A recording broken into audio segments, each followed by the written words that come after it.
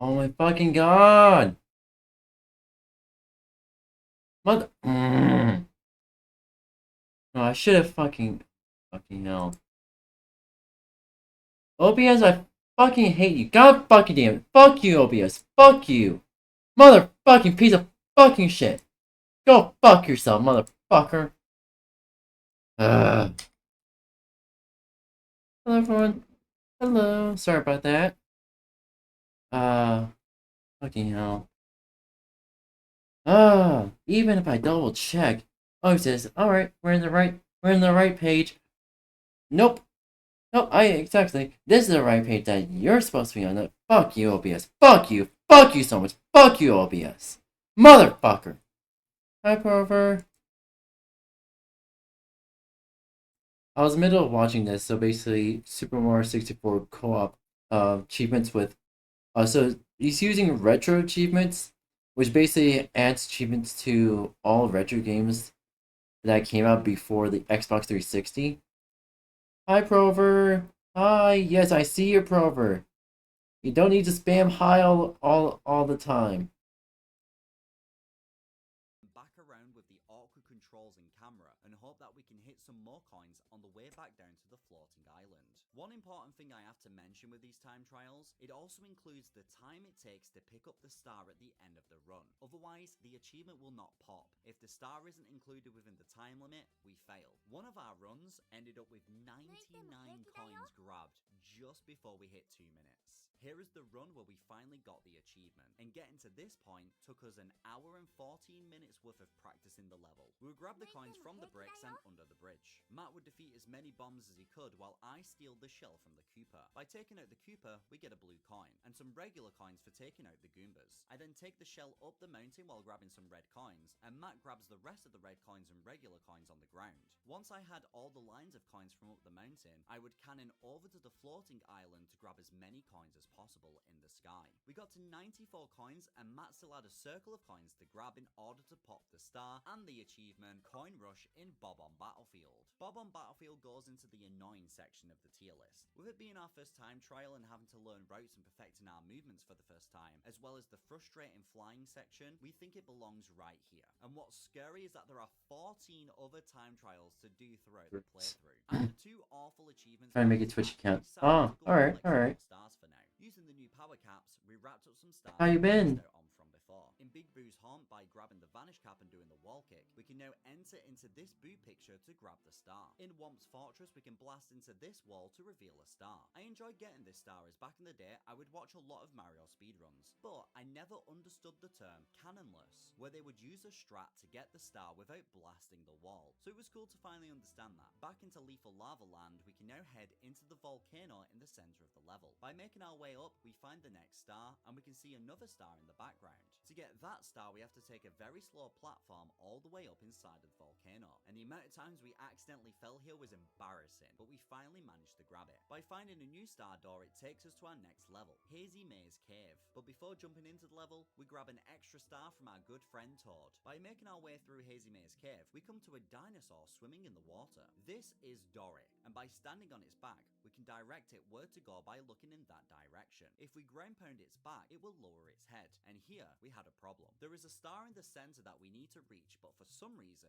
Dory would not put its head back up. So after some messing around, we took it as close to the center as possible, and Matt somehow managed to jump up and grab the star. Next was the 8 red coins. We had 2 platforms to use, one that moved on its own, and one that had to be controlled using the arrows. The most frustrating part of this was a random bat that kept knocking us all the way back down, but in the end we managed to grab the star. Heading back to Dory's area, I ground pounded into the water to hit this switch, which takes us to an area with a star. I'm pretty sure this isn't how you're supposed to do it, because on our next visit, we get Dory to take us over to this door, which reveals the next power-up, the metal cap. Using the metal cap, we can now walk underwater, and we also get another star for collecting the 8 red coins in this course. Jumping back in, we have to enter into this toxic maze. With the metal cap now unlocked, we can breathe in the maze and explore the area. By jumping up here, it takes us to the next star. By going through the maze again and finding another exit, we can climb on over to grab the other star. The final star in this level for now, we accidentally found when I ended up dying and flying around as a bubble. It was above where the flying rocks were coming from. After dying dying a few times to the rocks, we found a part where we can wall kick up and grab the star. Now that we had the metal cap unlocked, we can head back to Jolly Roger Bay to get this star by walking through the jet stream. We find another big star door and head inside through a portal that leads to the level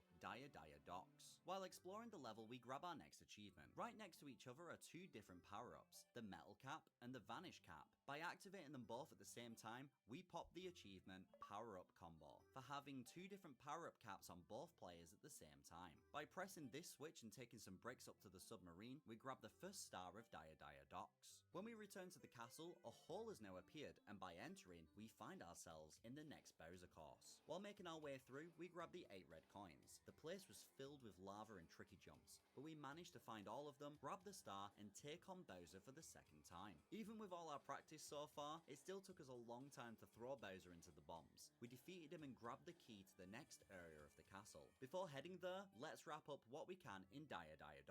We have another chess puzzle for a star. By making our way above the submarine, we find a bunch of poles that we can jump on and travel around. By being careful, we can grab all 8 of the red coins for the next star. Matt then grabbed the vanish cap and grabbed this star by walking through the barrier. Then, by grabbing the metal cap, we got this star in the jet stream. By swimming through these 5 rings behind the manta ray, the next star revealed itself, and for now, 𝙂𝙤𝙧𝙧 is finished. So, let's tackle the next time trial achievement at 𝙂𝙚 Fortress. For this time trial, we need to collect the 100 coins in 1 minute and 20 seconds. Me and Matt did our usual thing. We checked out the whole level first to figure out where the best routes are going to be. Luckily, 𝙂𝙚 Fortress has a lot of enemies that drop blue coins, lots of gold coins in small areas, and a blue coin switch. The hardest part of the level is navigating it, as a lot of the coins are in awkward places like the moving platforms or places that require some practice jumps to get the speed needed. After dying quite a few times, we had Speedruns. this run. While Speedruns always interest me. Like, I can't fathom trying to finish a game within, what, 2 minutes? Matt heads up top, I grab the first blue coin from a piranha plant. I Ooh, grab a ring nectar. of coins, and Matt has grabbed a couple of coins plus a red coin. By putting on the metal cap, Matt can now easily defeat the 2 piranha plants up top, while I grab a bunch of coins on the bottom. The blue coin switch puts us on a total of 85 coins, and after a few extra enemies, I perform this jump to grab the last few coins to pop the achievement Coin Rush in 𝙂𝙚 Fortress. Altogether, it only took us 7.5 minutes to learn this time trial, so it's our first level to go into the easy tier. It just about misses out on the fun tier due to the falling off the stage, but it's a nice break after the Bob on Battlefield level. Yeah. After how well that went, let's jump into another time trial, Jolly Roger Bay. This one has to be done in 1 minute and 40 seconds. We panicked when we heard how fast it needed to be, because swimming in this game is slow as balls. But to be honest, Exactly. this level doesn't have a ton of coins to grab, so after exploring the whole level, this is the run we had to pop the achievement. By splitting up, Matt can grab this box for 3 coins. He then heads into the water while I go off to the right hand side to grab a red coin. Matt grabs a ring of coins, and then I grab a ton of coins by turning on the switch to get over to the ship. I then grab the 3 red coins on the ship while Matt gets the rest of the underwater coins and heads into the cavern where he can find a blue coin switch. After grabbing 89 coins, I go for the last red one, and Matt grabs a line of gold coins and finishes off the time trial by taking out a single Goomba, popping both the star and the achievement Coin Rush in Jolly Roger. Well, I've been trying to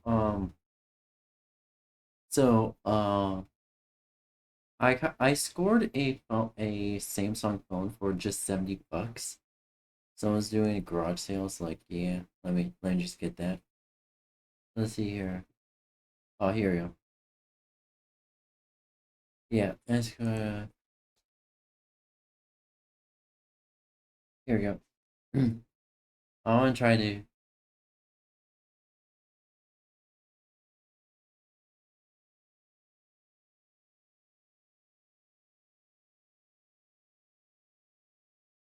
Does anyone? Because I don't have like an adapter, an official adapter to use. I want to see.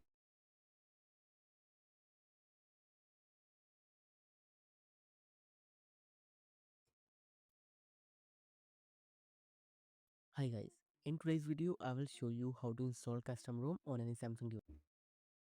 Hi guys, in today's video I will show you how to install custom ROM on any Samsung device. Hi guys, in today's video I will show you how to install. Hi guys, in today's video I will What's show you. this?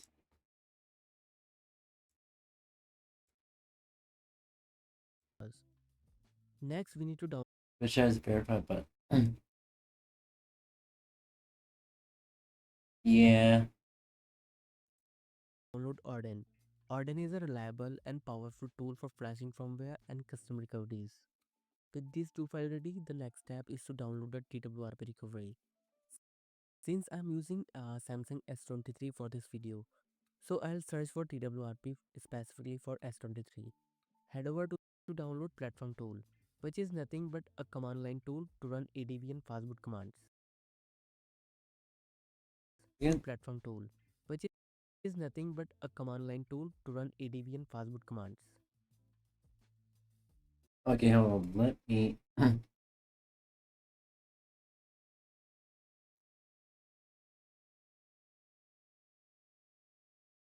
There were CK.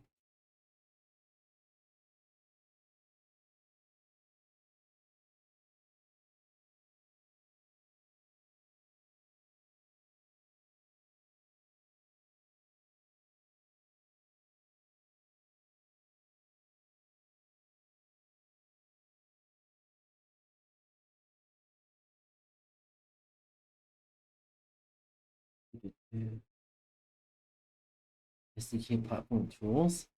Okay. Oh, real quick.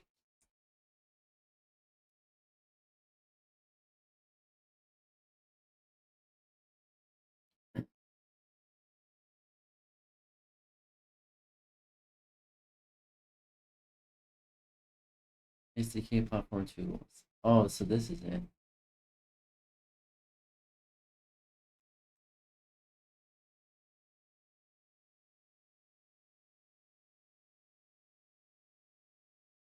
Yeah, I've been trying to install Lineage OS onto this phone.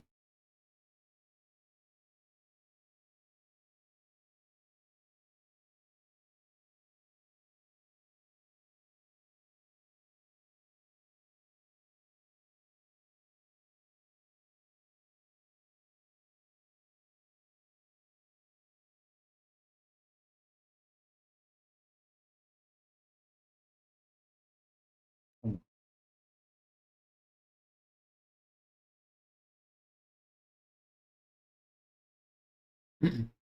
Releases.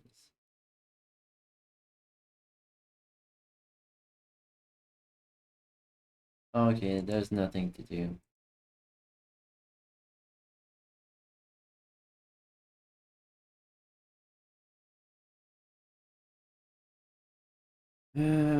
Fucking hell.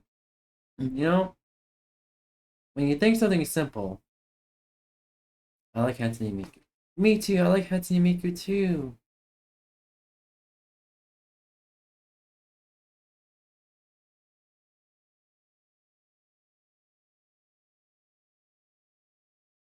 A command line tool to run ADB and fastboot commands. SDK.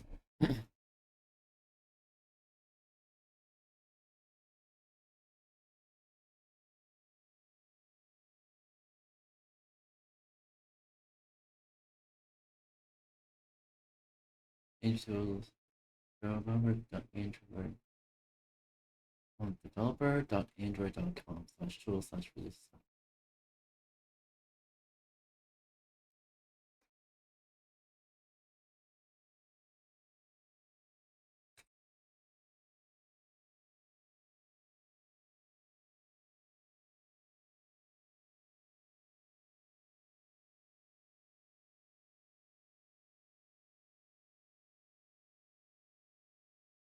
Tool/release.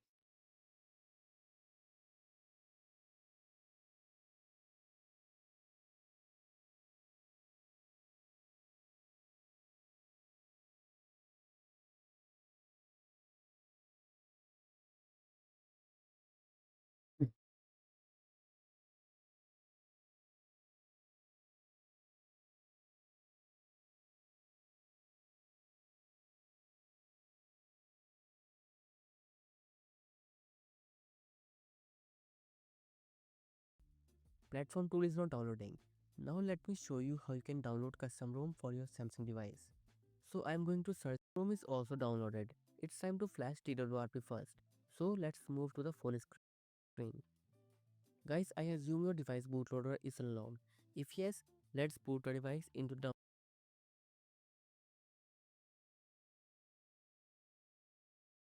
The fame. Fame! Hi, Fame! How are you? How you been?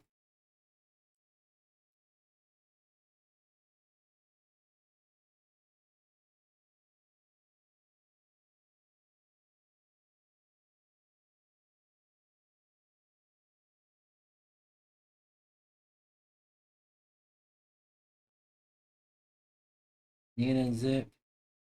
Need a zip.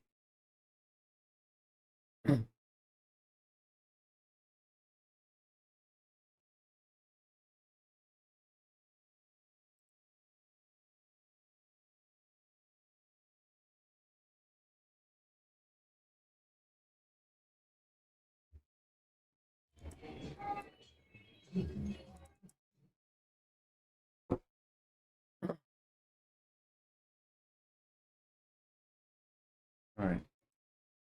download mode. To do this, connect your phone with the PC and restart it.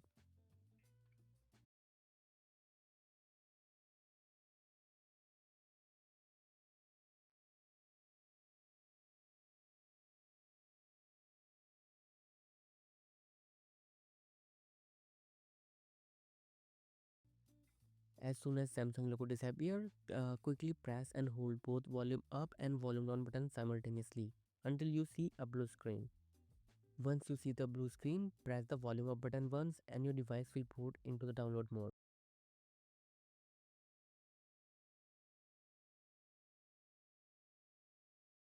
Oh no, okay.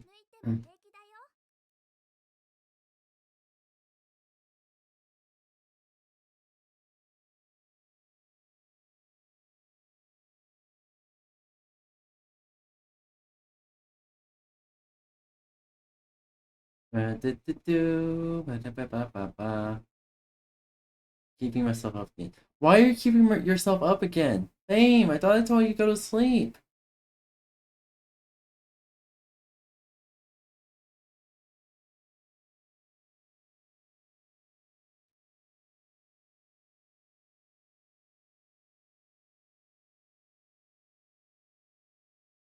Oh, my fingers fucking slipped.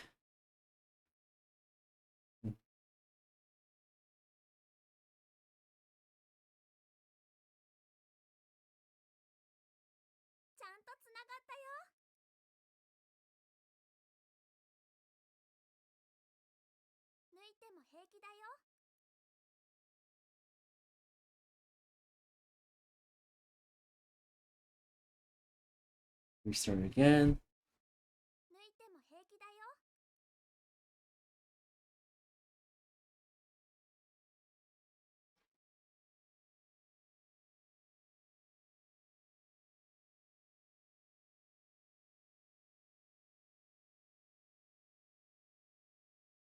And then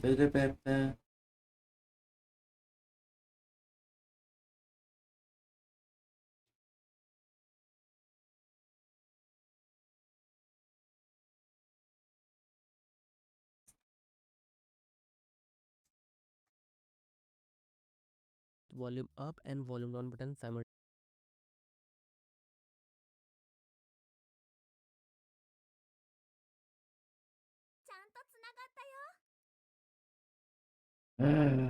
fucking hell.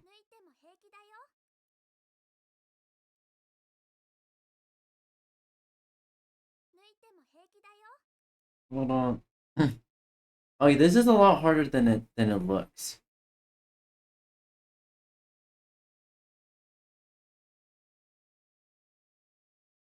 I'm gonna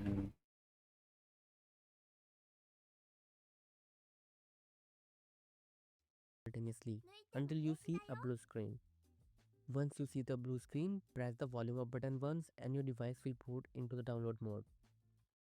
Guys, when your device is properly connected with the PC, you should see added message in Arden.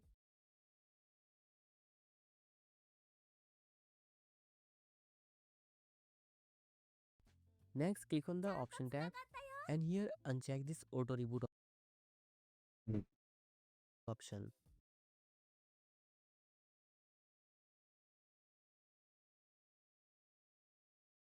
mm,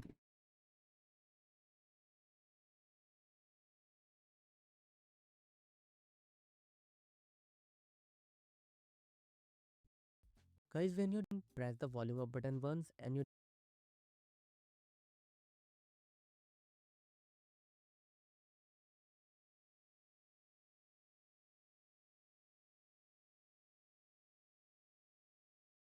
You see.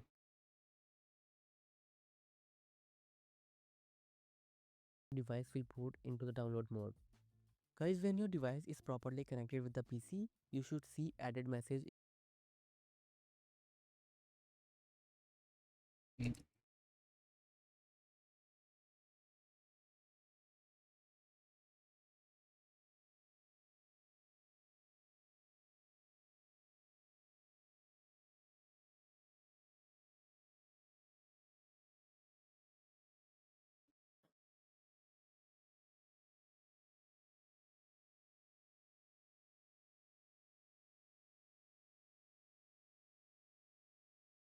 Okay.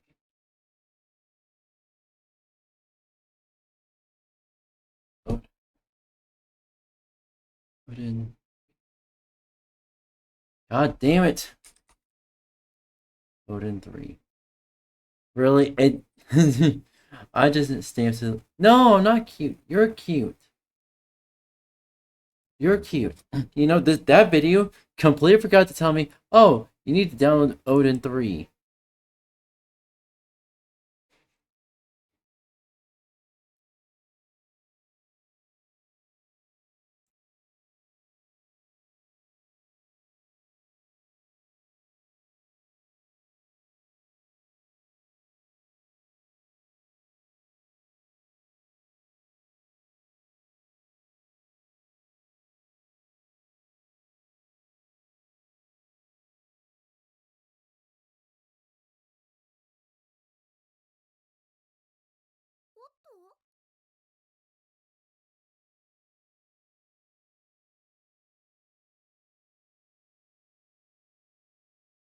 Oh, what did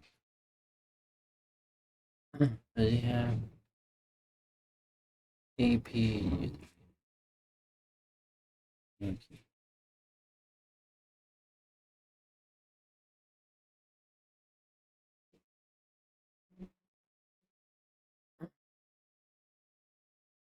And then.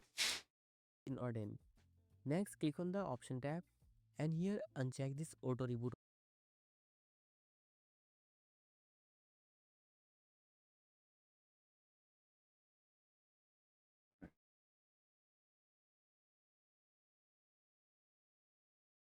And then. Oh my fucking hell. Option. Once that's done, click on start button to flash TWRP. The process will take around 10 to 15 seconds. So wait for it. So as you can see, pass message in Odin, which means flashing is successful. Now don't try to reboot the device yet.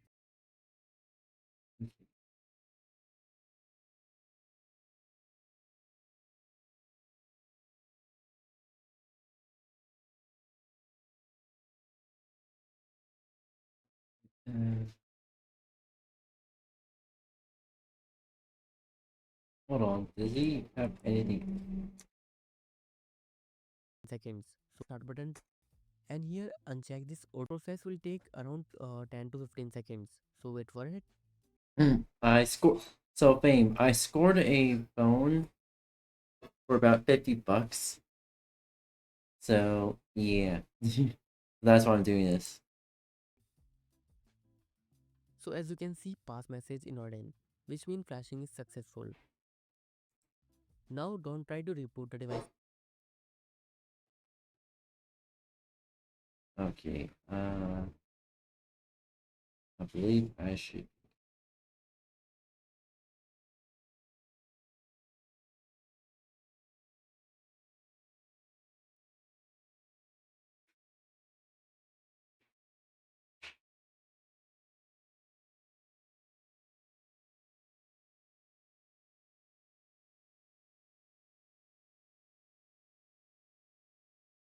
yet. Yeah.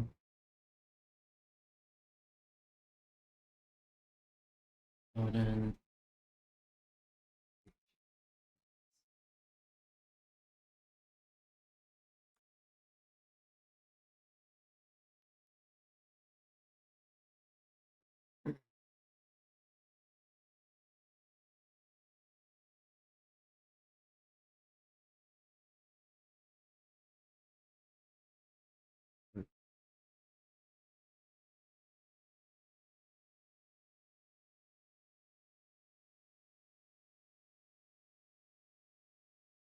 Also, I've been trying to do this for over a day.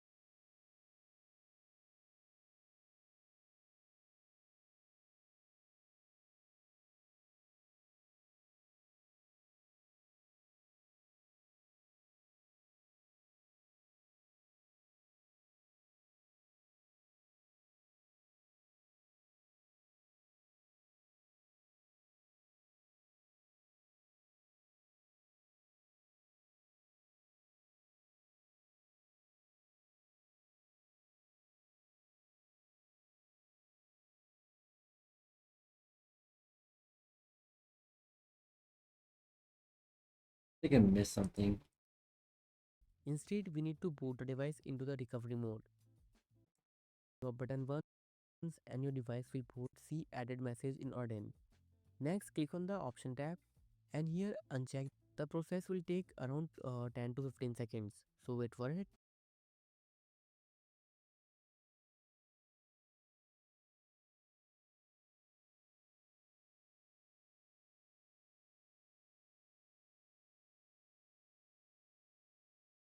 Okay.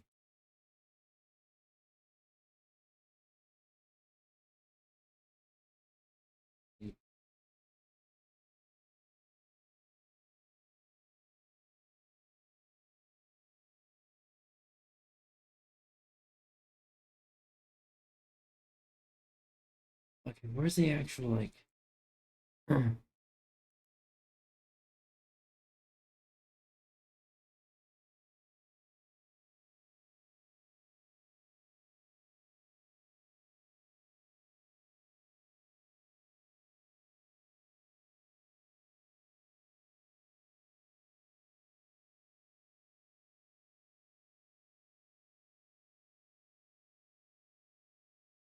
Download this.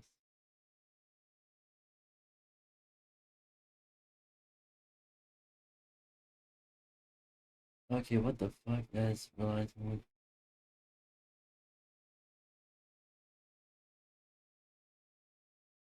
Yeah.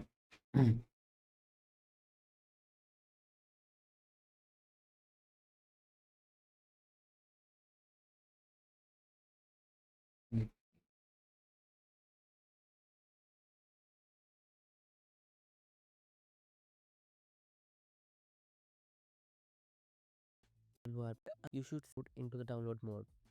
Guys, when your device is properly connected with the PC, you should see added message.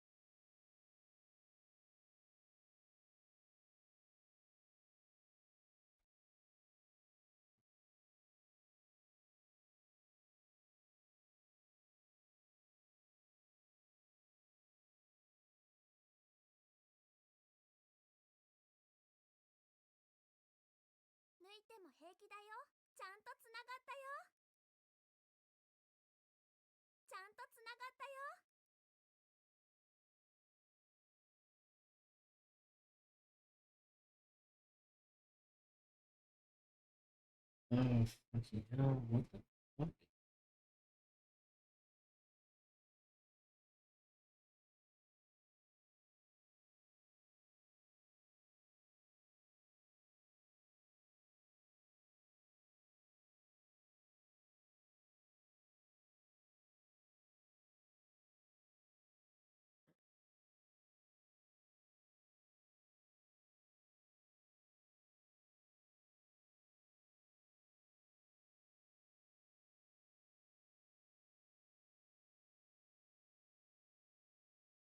Okay, I'm confused about this. Message in Arden. I need to close the door real quick.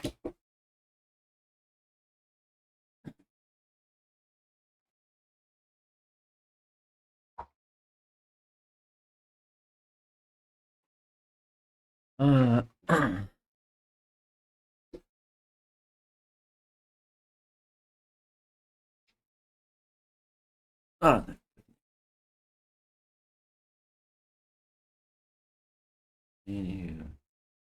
there we go. There. Next, click on the option tab and here uncheck this auto reboot option. Once that's done, click on Ew, okay.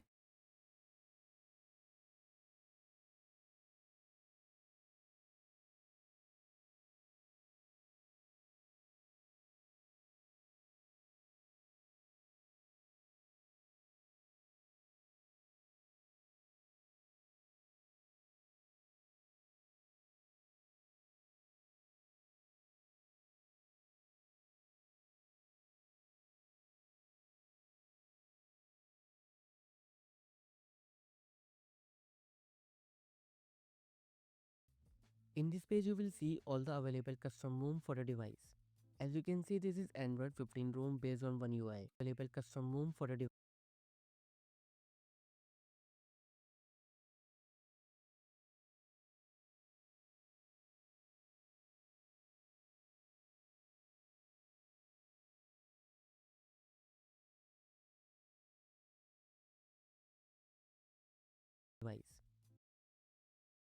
As you can see, this is Android 15 ROM based on one UI. And this is Rising OS. Guys, you can download any ROM you want. Now I'm going to download CRDroid ROM based on Android 15. Now search for a download button and download it into your PC. I am lost. I am immediately lost. I'm trying to. Okay, so it's gonna be.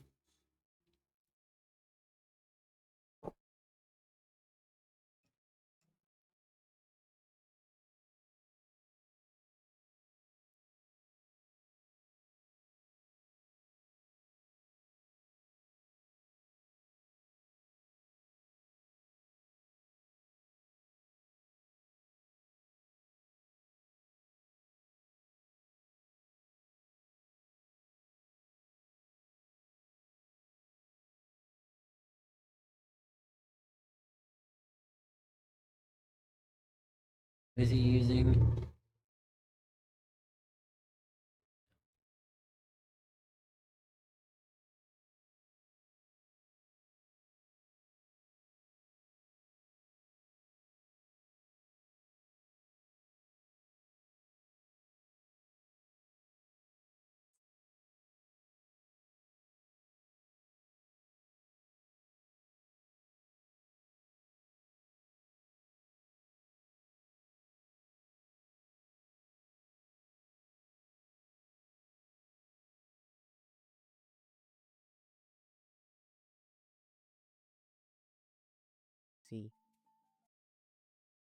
Let's see.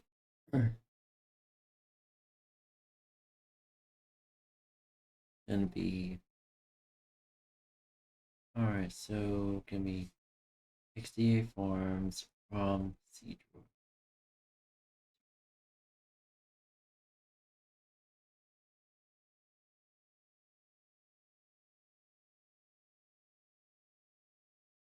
Because I'm looking at the row /C/row/C.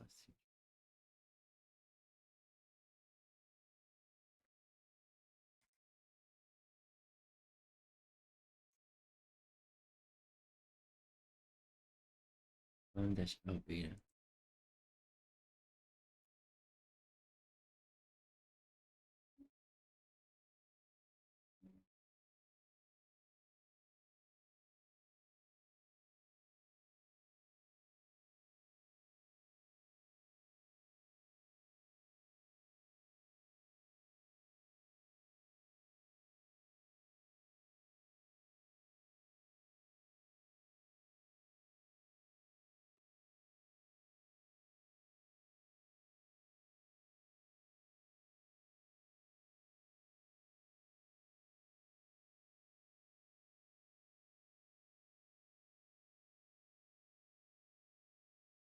Official.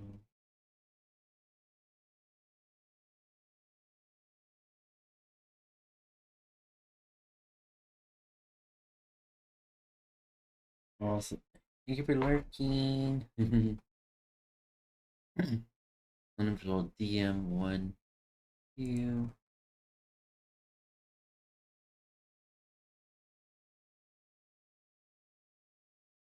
SM.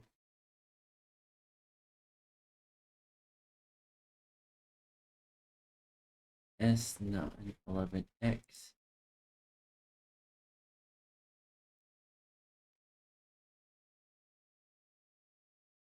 Dot 470 1230.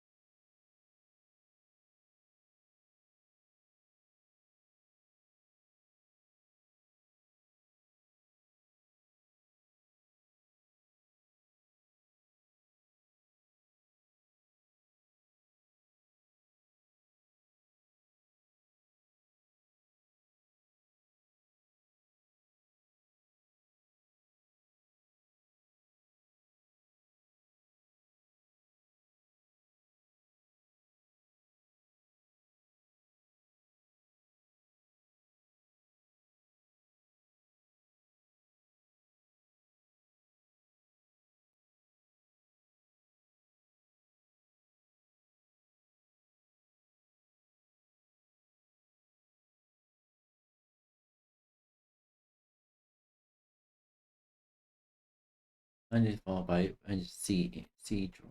CR drawer.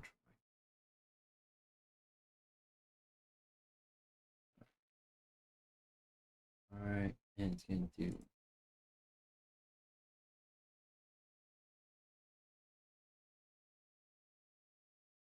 Guys, this is important for Indian user. If you are a GeoSIM user, make sure to download One UI based ROM. Otherwise, VoLTE might not work for your Samsung device.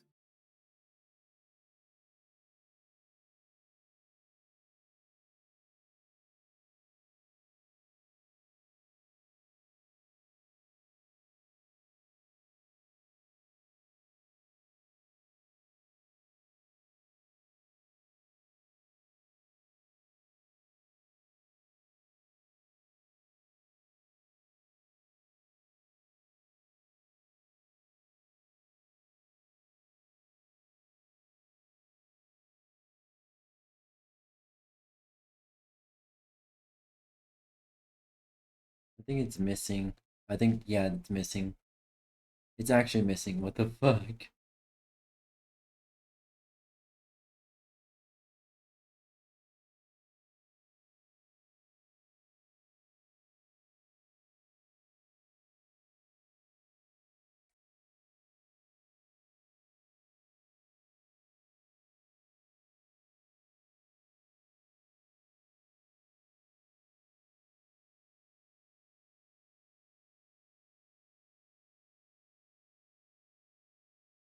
Come on.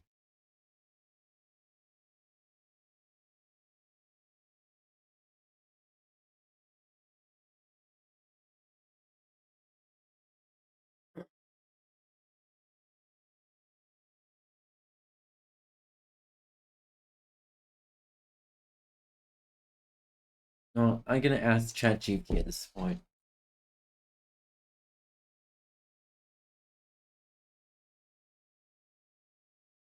I have to ask ChatGPT at this point because this is getting too obscure.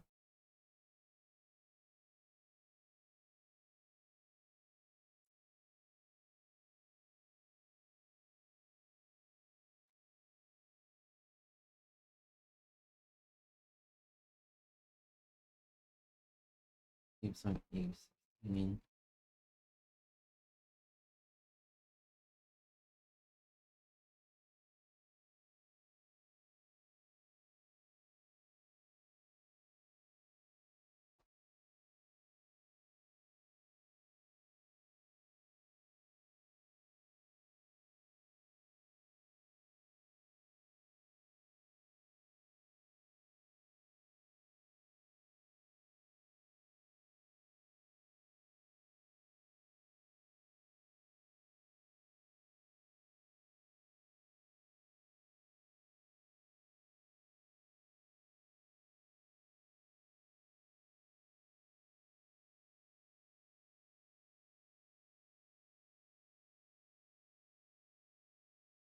where Calyx Hold on, I forgot Calyx exists.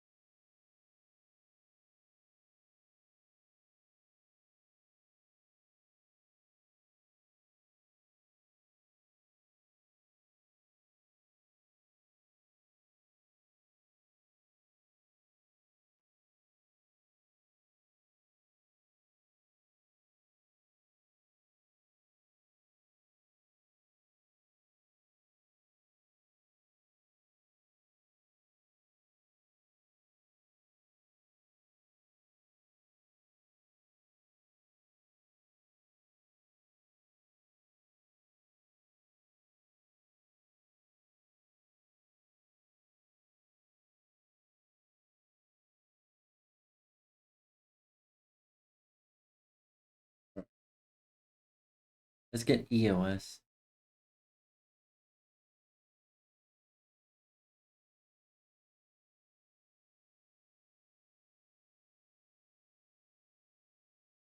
Ah, fuck you. Hold on, I have to do this on floor.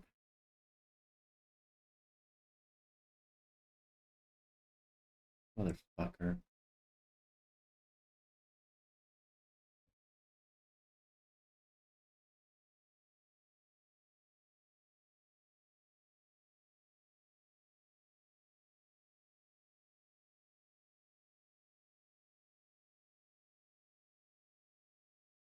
Are you fucking serious?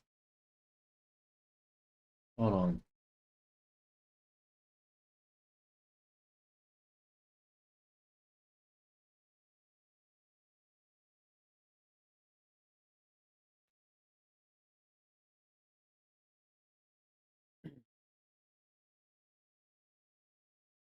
May have to use Zen.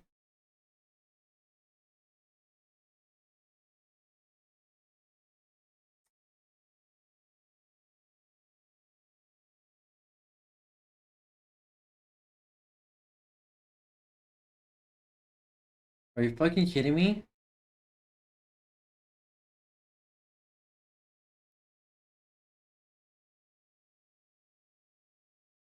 Okay.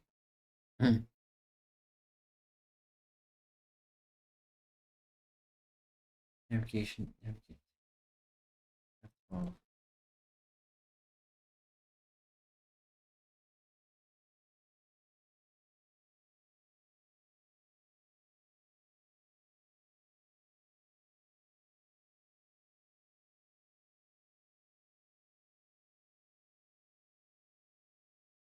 Ah, I see what's going on. So,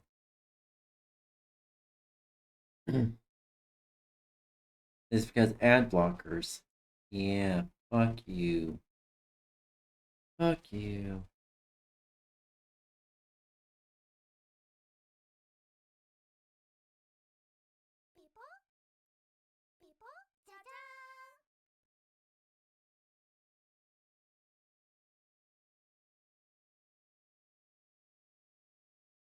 I fucking hate you.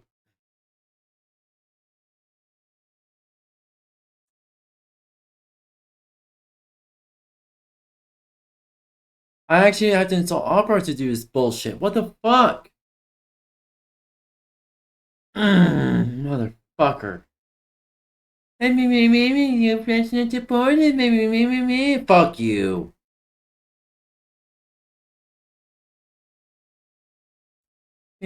Bro's not supported. Fuck you. Just fuck you.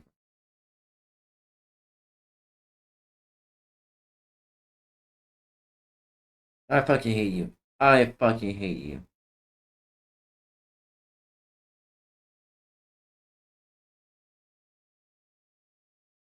What? The actual installer crashed for Opera. Why? Why we have thing is, my fucking hell. Floor. I might have to do Brave browser.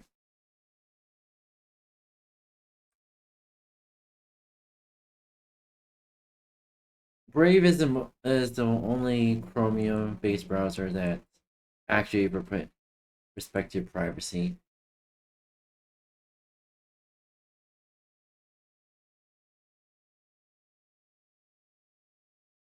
I fucking hate I'm doing this. I have to download another fucking browser in order to install something. What the fuck? I swear, developers hate Firefox. Developers hate Firefox. Ew, lion. Ew, ew.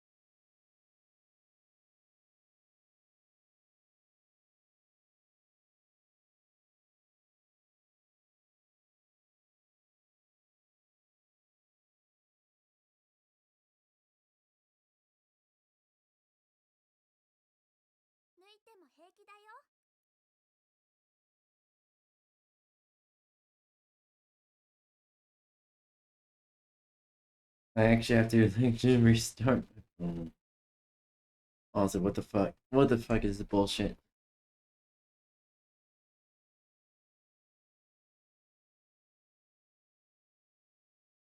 Yeah, fucking hell.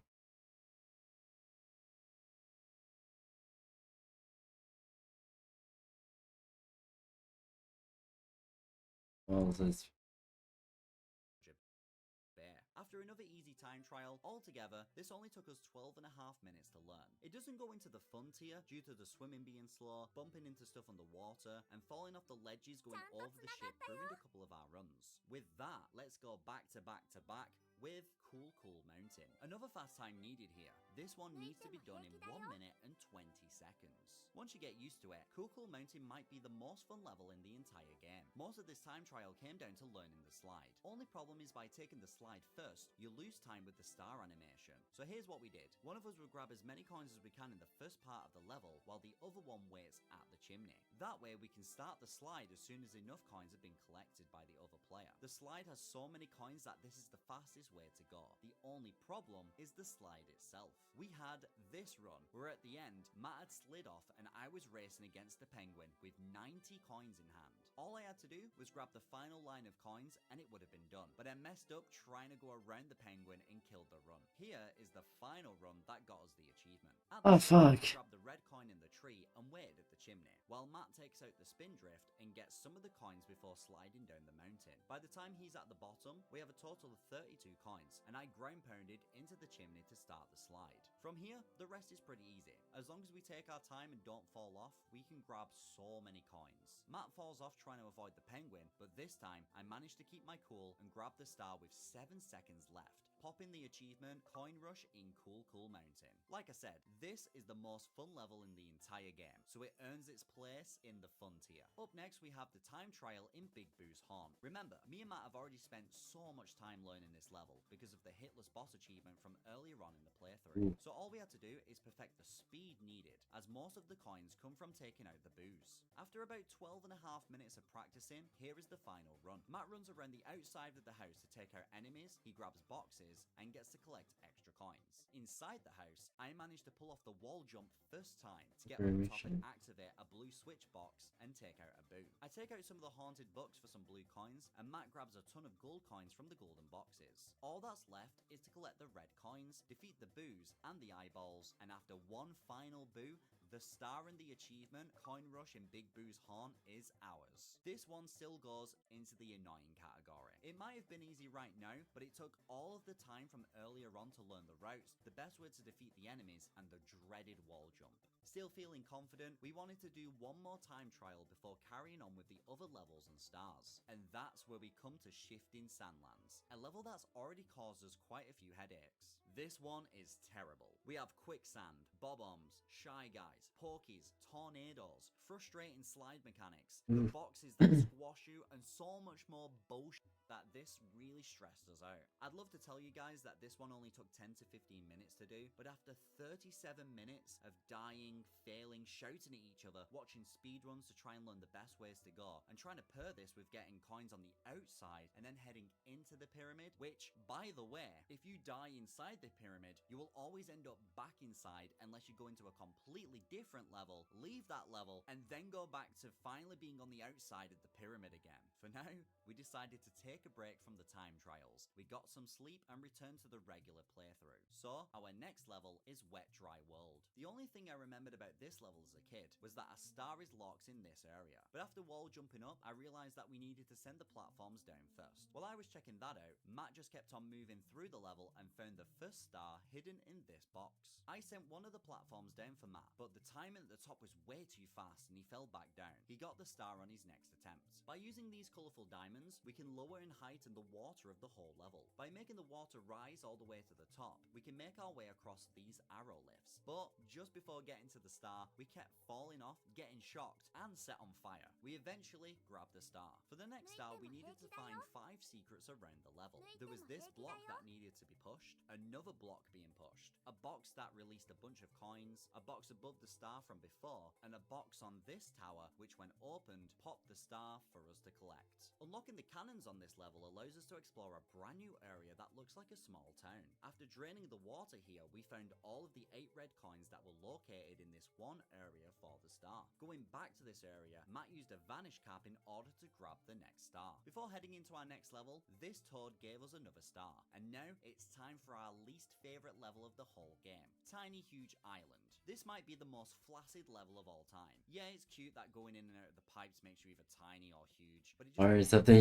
yeah, it is. Mario is. First star, we made our way to the top of the mountain. We then spent a solid 20 minutes trying to figure out the next star, and we took this time to explore the level. I'm sorry to any die-hard Tiny Huge Island fans out there, but this level gives me massive unfinished vibes. After a bit while being huge, we ground pounded the top of the mountain to drain the water. Then, by coming back tiny, we can enter the small hole, which brings us to our final hitless boss achievement. For this one, we just need to defeat Wiggler without taking damage and without the same player hitting twice in a row. This hitless boss took us 30 seconds. Yeah, thankfully, after all the frustration with the bullies and the boos, the game was finally nice to us for once, and the Wiggler died super fast and popped the achievement Mario Bros vs Wiggler. Jumping back into the level, by becoming small and taking out these piranha plants, we can earn the next star. Up next, Koopa the Quick is back. This time we gotta race him down the mountain, and it's a pretty short race for the star. For 5 itty bitty secrets, while being big, me and Matt have to find 5 tiny locations, and after popping all of them, the star revealed itself on a tiny island miles away. By activating some bricks, we can make it over. The 8 red coins on this level are located underneath where the Wiggler boss was. By baby crawling to the entrance, we can grab all 8 coins inside to pop the star. Finally, we can leave Tiny Huge Island for the next level hidden behind this random ass wall, Snowman's Land. This time we have a Chili Billy to defeat. By letting all of our anger out from earlier on, we take him out in 3 hits to grab our first star. By heading upwards, we come towards a giant snowman head and a big penguin. By hiding behind the penguin,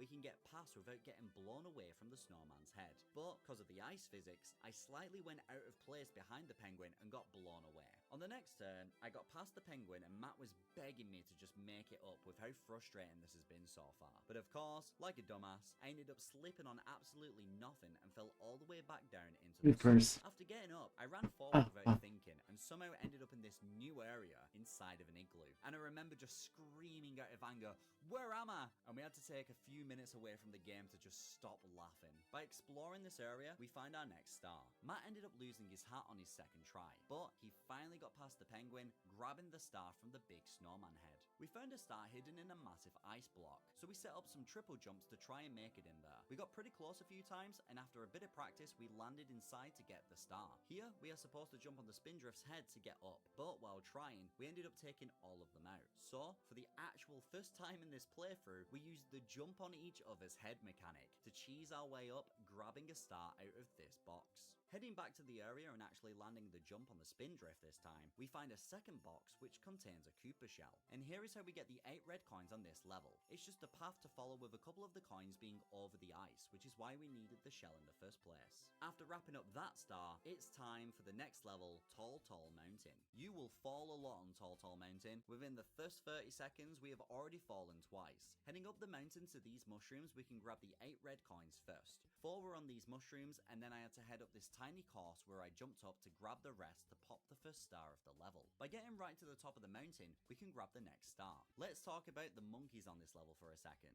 They are so annoying, and they also steal your hat. I spent ages trying to get my hat back, so I totally missed Matt getting the next star, which ended up being on a random ass mushroom out in the distance. While exploring, I ended up dying and the bubble tried to take me towards Matt, but it got stuck, which was a happy accident as there's a star here. So, with a very well timed jump kick, I was able to grab it. Matt got damaged right at the end of the animation, which led to this moment which gave us a good laugh.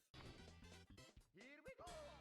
If you thought chasing the rabbit down was bad, you ain't seen anything yet. You see, I missed my hat, so I wanted it back from the monkey. And here is probably the worst Mario 64 gameplay you will ever witness. And I've even sped it up for you to watch. No Big matter what goofers. me and Matt tried, we just couldn't get the hats back. Turns out, we are the real monkeys. Moving up the mountain, we can see a cage with a star inside, and there's also a star in the waterfall. By grabbing another monkey at the top of the mountain, he should get us to follow him to open up the cage. But no matter what we tried, he wouldn't move. Matt tried to get him to work for 5 minutes before I got bored of waiting and just went for the waterfall star. We then made our way back up to try and solve the problem. I grabbed the monkey, but it still seemed broken. Finally, it started the follow animation and we watched as the monkey jumped on the cage and oh no, well, at least we can get the star. Rest in peace, monkey. After grabbing another star from our good friend Toad, we can head into probably the most frustrating level of this entire playthrough. Tick-tock clock was not made for 2 players. This level gave us some headaches, especially when we get to the time trial later on. For now, let's grab some stars. Well, we could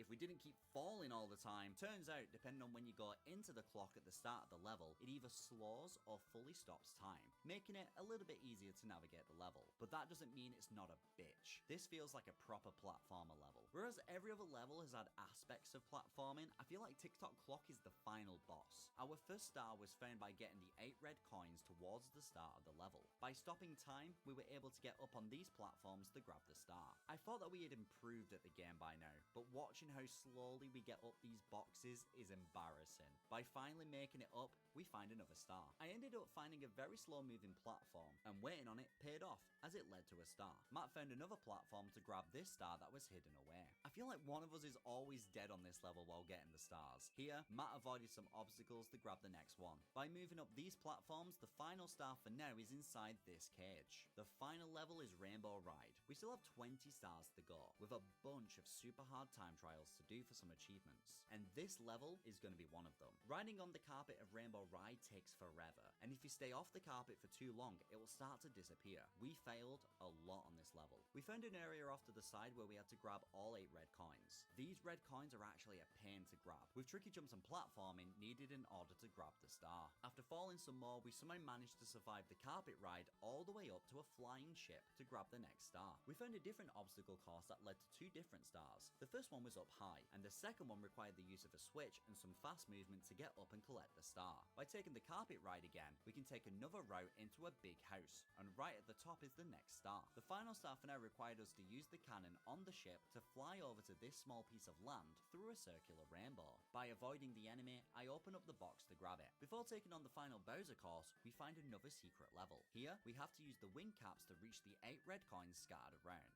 By using the cannons, we can get up to higher levels, and of course, after dying quite a few times, we finally grab them all to collect the star. Alright, now it's time for the final boss. Not Bowser. No, turns out the friggin' rabbit has a second star that you can get if you catch him again. It didn't take as long this time, but man, why is this the hardest thing in the game to do? Alright, now it's time for the final Bowser level, before we take on the rest of the time trials. We run up the longest staircase ever made to head into the course. The 8 red coins were fairly easy to find, except the final one. We searched for a solid 20 minutes before accidentally finding it underneath the stairs. We grabbed the star and got into the final Bowser fight of the playthrough. At this point, I feel like it's RNG if we throw Bowser the right way. It's so weird because it feels like there's some sort of delay when throwing him, and our brains just couldn't get the timing right for this. We spent ages trying to get him into the bombs, but finally, we had defeated Bowser, and the achievement, the adventure of the Mario Bros, popped. We now have 11 more stars to grab, but let's enjoy the final cutscene before heading back in.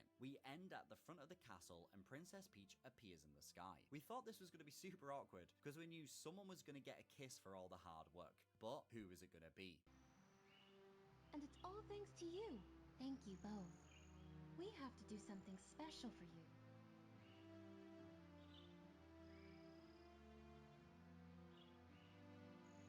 We both got one. Let's go. She then said something that sounded like a threat. Listen, everybody. Let's bake a delicious cake. For both of you.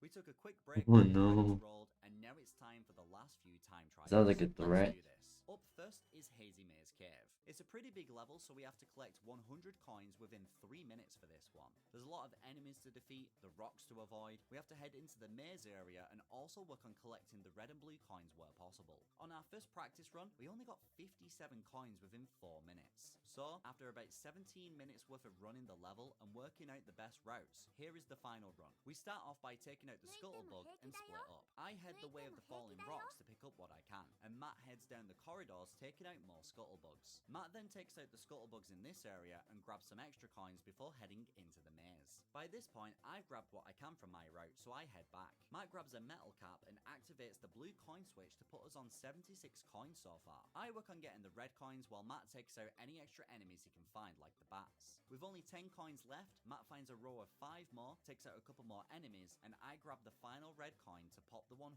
coins, star, and achievement coin rush in 𝙂𝙚𝙣𝙚 Cave. Due to the sheer size of 𝙂𝙚𝙣𝙚 Cave, poison gas, falling rocks, having to sit on the conveyor belt while it slowly goes for the red coins, we both agreed to put 𝙂𝙚𝙣𝙚 Cave in the annoying section of the tier list. Up next is an old friend, Lethal Lava Land. And of course, this one has to be done in 1 minute and 20 seconds. This level will never give us a break. The worst thing about this level, apart from the lava, is the fact that there's not enough coins on the outside of the level. So at some point, we need to head inside the volcano for a few more coins. Some easy coins to grab are the red coins on the Bowser puzzle. And most of the coins we already knew thanks to the bully achievement from earlier on in the playthrough. There are rings of coins near the bullies, and after a while, we realize that we can use an item that we were banned from using earlier on. The Koopa Shell. With the Koopa Shell, we can now ride on top of the I went through all that on Brave Browser and only be told that that device is not compatible. Fuck. lava. Inside the volcano are some quick coins to grab if we can just make our way up. The only problem is, we only have a little bit of time to grab them, as by the time we have everything from the outside of the volcano, it's already close to being over a minute for the run. On top of all that, if we run inside the volcano, we have to then backtrack to a different level to then reset back to the outside area, so each run took even longer. After an entire hour learning this level again, dealing with frustrating lava physics and enemies, here is the final run. We both ran forward to grab the Koopa shells. I take a very specific route to grab a ton of coins to end up at the Bowser puzzle. I only grabbed 7 of them though, not to activate the star animation. Meanwhile, Matt grabs what he can from the bullies. We grab the 5 coins from the eyeball and head into the volcano with 92 coins and 12 seconds to go. We grab the star with 20 milliseconds to go, popping the achievement Coin Rush in Lethal Lava Land. Of course, Lethal Lava Land is the first level to earn the Friendship Killer tier. Just everything about this level demanded complete perfection from 2 players at the same time, so the amount of trust you have to have in each other not to mess up is just too high. With this one, a single mess up and it's restart all over again. A well-earned spot, honestly. Thankfully, we never have to play this level ever again. Let's get another frustrating level finally done. Shifting Sandlands. If you guys remember, we've already spent a solid 37 minutes trying to learn this time trial, from grabbing as much from the outside of the pyramid before heading inside the pyramid to get what we can from in there. We have to finish this one in a total of 3 minutes. Plenty of time to do it, but very frustrating with all the quicksand and annoying enemies. Altogether, it took an hour and 6 minutes to have this insane run. Matt grabs the bouncing box at the start, which contains a bunch of coins, and I have to perform a jump to get up on this area to get a Koopa shell. Matt spends his time taking out as many enemies as possible, while I take the Koopa shell and 360 all the pokies around the level, getting a blue coin for each one. I'm also able to grab lines of coins while on the shell. Matt then grabs the wing cap in order to open up the top of the pyramid, with both of us hitting the pillars. Entering into the pyramid, I perform a long jump to end up on the very top of it, and Matt actually dies here, but it works out for the best, as he can get back up to me in order to grab more coins. Going to the very bottom, we have a blue coin switch to grab 15 more coins. With just 2 coins left to go and plenty of time, we take out some Goombas to grab the achievement Coin Rush in Shifting Sandlands. It becomes our second Friendship Killer tier. This one just became very frustrating because we have to keep taking breaks so we wouldn't end up getting too annoyed with it, and I really felt like we were on edge this entire time trial. Up next is 𝙠𝙠𝙧𝙀 Docks. We get 3 whole minutes here, which is just down to how slow the swimming can be. Apart from the swimming, this level is very spread out. There isn't many enemies, but the main part of the challenge came at the end of the run. We start out by diving into I'm gonna see what I can do here. So custom room is also downloaded. It's time to flash TWRP first. So let's move to the phone screen. Download custom room also. First we need to download platform tool, which is nothing but a command line tool to run ADB and fastboot commands. Platform tool is not downloading. Now let's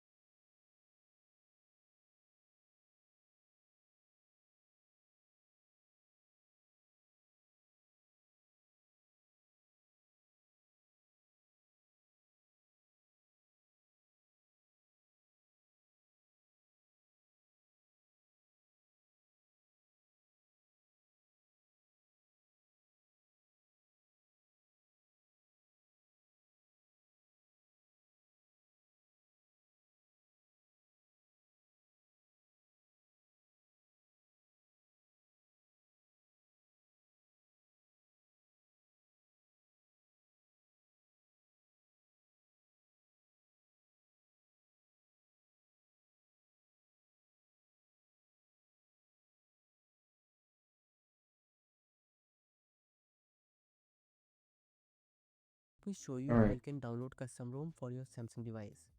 So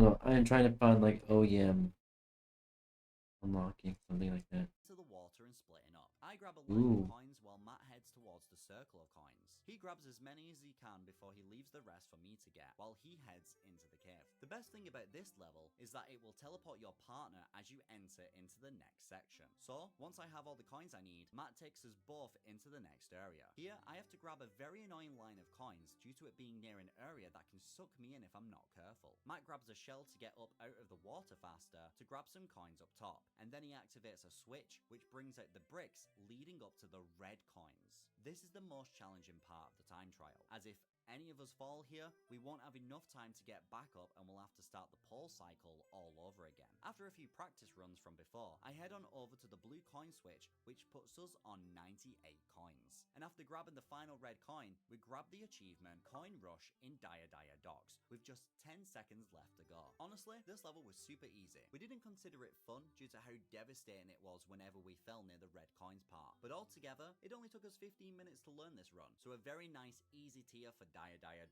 Let's head into Snowman's Land next. Snowman's Land has a lot of enemies. From the snowmen, spindrifts, moneybags, and shy guys, we have a lot to take out. This one wasn't as easy as the others. For such a big level, we only get 2 minutes and 30 seconds here, so learning as much as possible really pays off for us. It took 17 minutes in total for us to learn this run. By splitting up, Matt heads to the moneybags to take him out, while I defeat some spindrifts and grab a red coin. I take out another moneybags, and Matt grabs some coins from a snowman. Heading over to the spindrift section, I had to perform this perfect jump in order to grab the shell. From here, I can focus on getting the red coins, while Matt runs around to grab any extra coins he can find. Using the shell, I can make my way up this slope to the igloo area. There's a ton of coins and enemies in here for us to collect, and by using the vanish cap, I can head into this ice block to grab the coins locked inside to pop the achievement Coin Rush in Snowman's Land. We did this one with an entire 30 seconds left to go, so we were very proud of this one. We put it into the annoying section due to the jump needed on the spindrifts. Trying not to bump into any of the walls or obstacles with the Koopa shell was really annoying, and just getting to the igloo in general was a pain. Wet Dry World is next, with a time of 1 minute and 30 seconds needed to pop the achievement. I won't lie, earlier in the playthrough, I didn't like Wet Dry World at all, but the more we played it, the more it grew on me. Having to learn the jumps needed to get up top, like this triple jump, filled us with a lot of momentum when pulled off right. We started to feel like mini speedrunners. Here is the run we did for Wet Dry World. I head on over to get rid of this block and carefully line myself up for a triple jump to get up top. While doing this, Matt is able to grab some coins from a blue coin switch, putting us on 33 coins already. The level has boxes around that drop a ton of coins. We collect rings of coins and destroy more bricks and boxes to get us up to 79. I destroy a final box, grab a line of coins, and defeat this 𝙂𝙀𝙧 to get us on 99.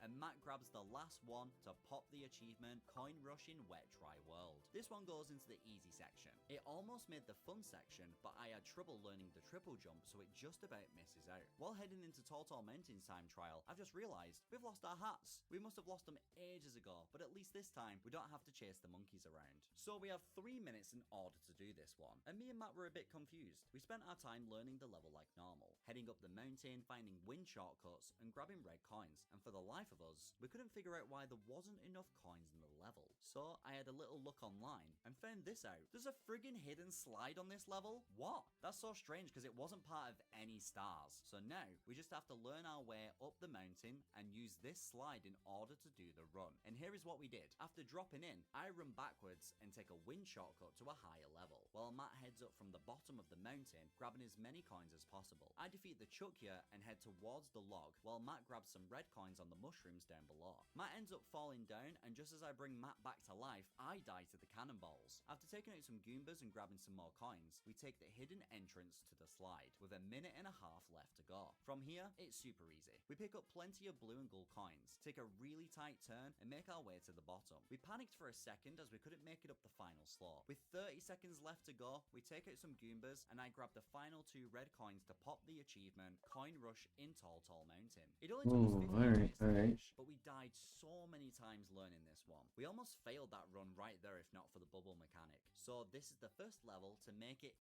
into the tier of this is bad. And speaking of bad, it's time to take on 𝘂𝙂𝙂𝙬𝙧. After searching the level, we discovered that any enemies that we can kill with a ground pound while being tiny rewarded us with a blue coin. So with that in mind, we planned out some routes that would take out as many enemies as possible, while collecting what we can on the way around the level, and this is the run that we had. I rushed up to the top of the mountain to grab the coins up there, while Matt grabbed a couple of extras. We then jumped into the pipe to become tiny and ground pounded as many enemies as possible. 1 minute in and we're already close to 50 coins. I managed to defeat the Koopa to steal its shell, getting another blue coin. The crazy thing was our original route had us going for the red coins inside the mountain, but this new route was much easier and faster. With one final giant Goomba and a struggle of a final jump, we popped the achievement Coin Rush in 𝘂𝙂𝙂𝙂𝙧. 𝘂𝙂𝙂𝙂𝙧 goes into Friendship Killer, as me and Matt argued the most on this level compared to any others. The level just didn't make much sense, which made us get more angry with each other. So, seeing the end of it made us very happy. Up next, we have the hardest time trial of the entire playthrough, and what I believe should have been the true final level of this game, TikTok Clock. There is no easy way to do this time trial. We have 1 minute and 40 seconds to scale this tiny ass level with crazy platforming skills needed. Just to start the level each time, I had to learn a backwards jump to get into the level, which would help with stopping time, making the time trial even possible. This level actually improved our skill in this game, and you will see that with the final run. For now, let's cover the most annoying parts of this level. We have the 8 red coins. Not difficult, but just annoying to perfect. Very specific jumps needed to make it all the way up. Random coins in stupid locations that require backflips just to reach. We ended up watching a speed run of this level, and right at the top, they pulled off a wall jump in order to get into a cage, and then they pulled off another wall jump to get up even higher. And for the life of me, I could not pull this off. It was only after what felt like 700 runs, I decided to just run around the cage, as it was pretty much the same time saved doing this. This time trial altogether took us 2 hours and 12 minutes to master. We learnt new skills, techniques that we've not used up until now, and paired that with insane speed that wasn't needed for any of the other time trials. So here it is. This is the entire run of TikTok Clock. I'm gonna let the whole thing just play out, as this does a better job at explaining the run than I ever could.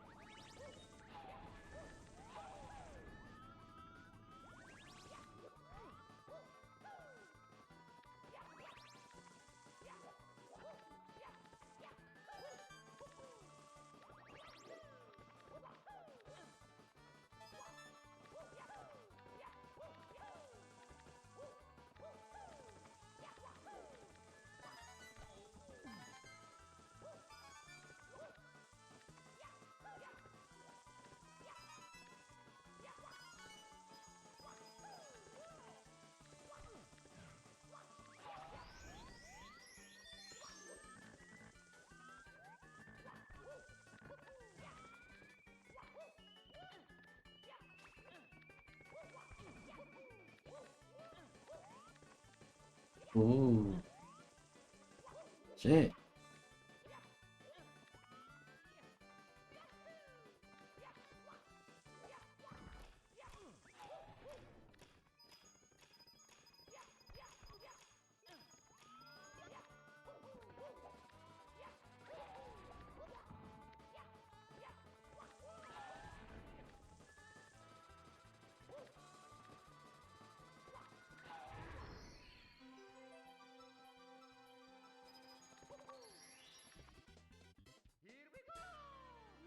There it is, Coin Rush in TikTok Clock. I've never been more proud of us that we actually managed to push through and do this achievement. Watching it back, there's still a lot of mistakes in this run, but after just a couple of hours, it's pretty crazy to see how much better our movement has gotten. You know exactly where this one is going. Friendship killing. Unless you have full trust in each other, the patience needed for this one is just so high. Me and Matt were ready to just give up video games altogether, but luckily, we have just one last time trial left to go. Rainbow Ride. This game is cruel. You would think that after everything we've been through so far, the final level would give us a break.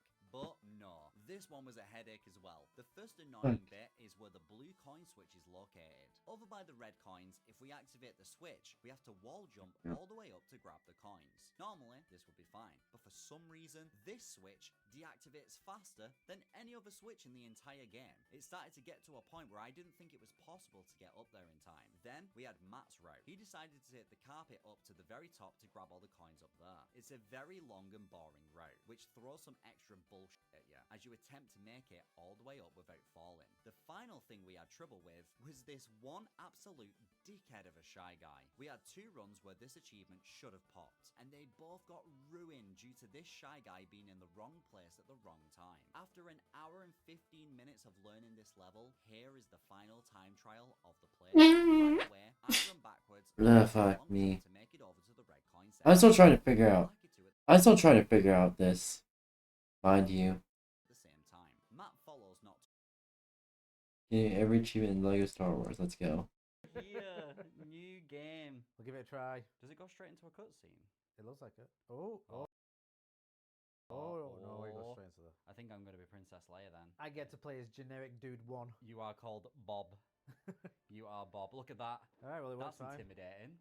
Oh, wow, there's a timer as well for how long you Oh, I've got drift. You got I got drift. Yeah, she started sneaking on her own then. I need new controllers.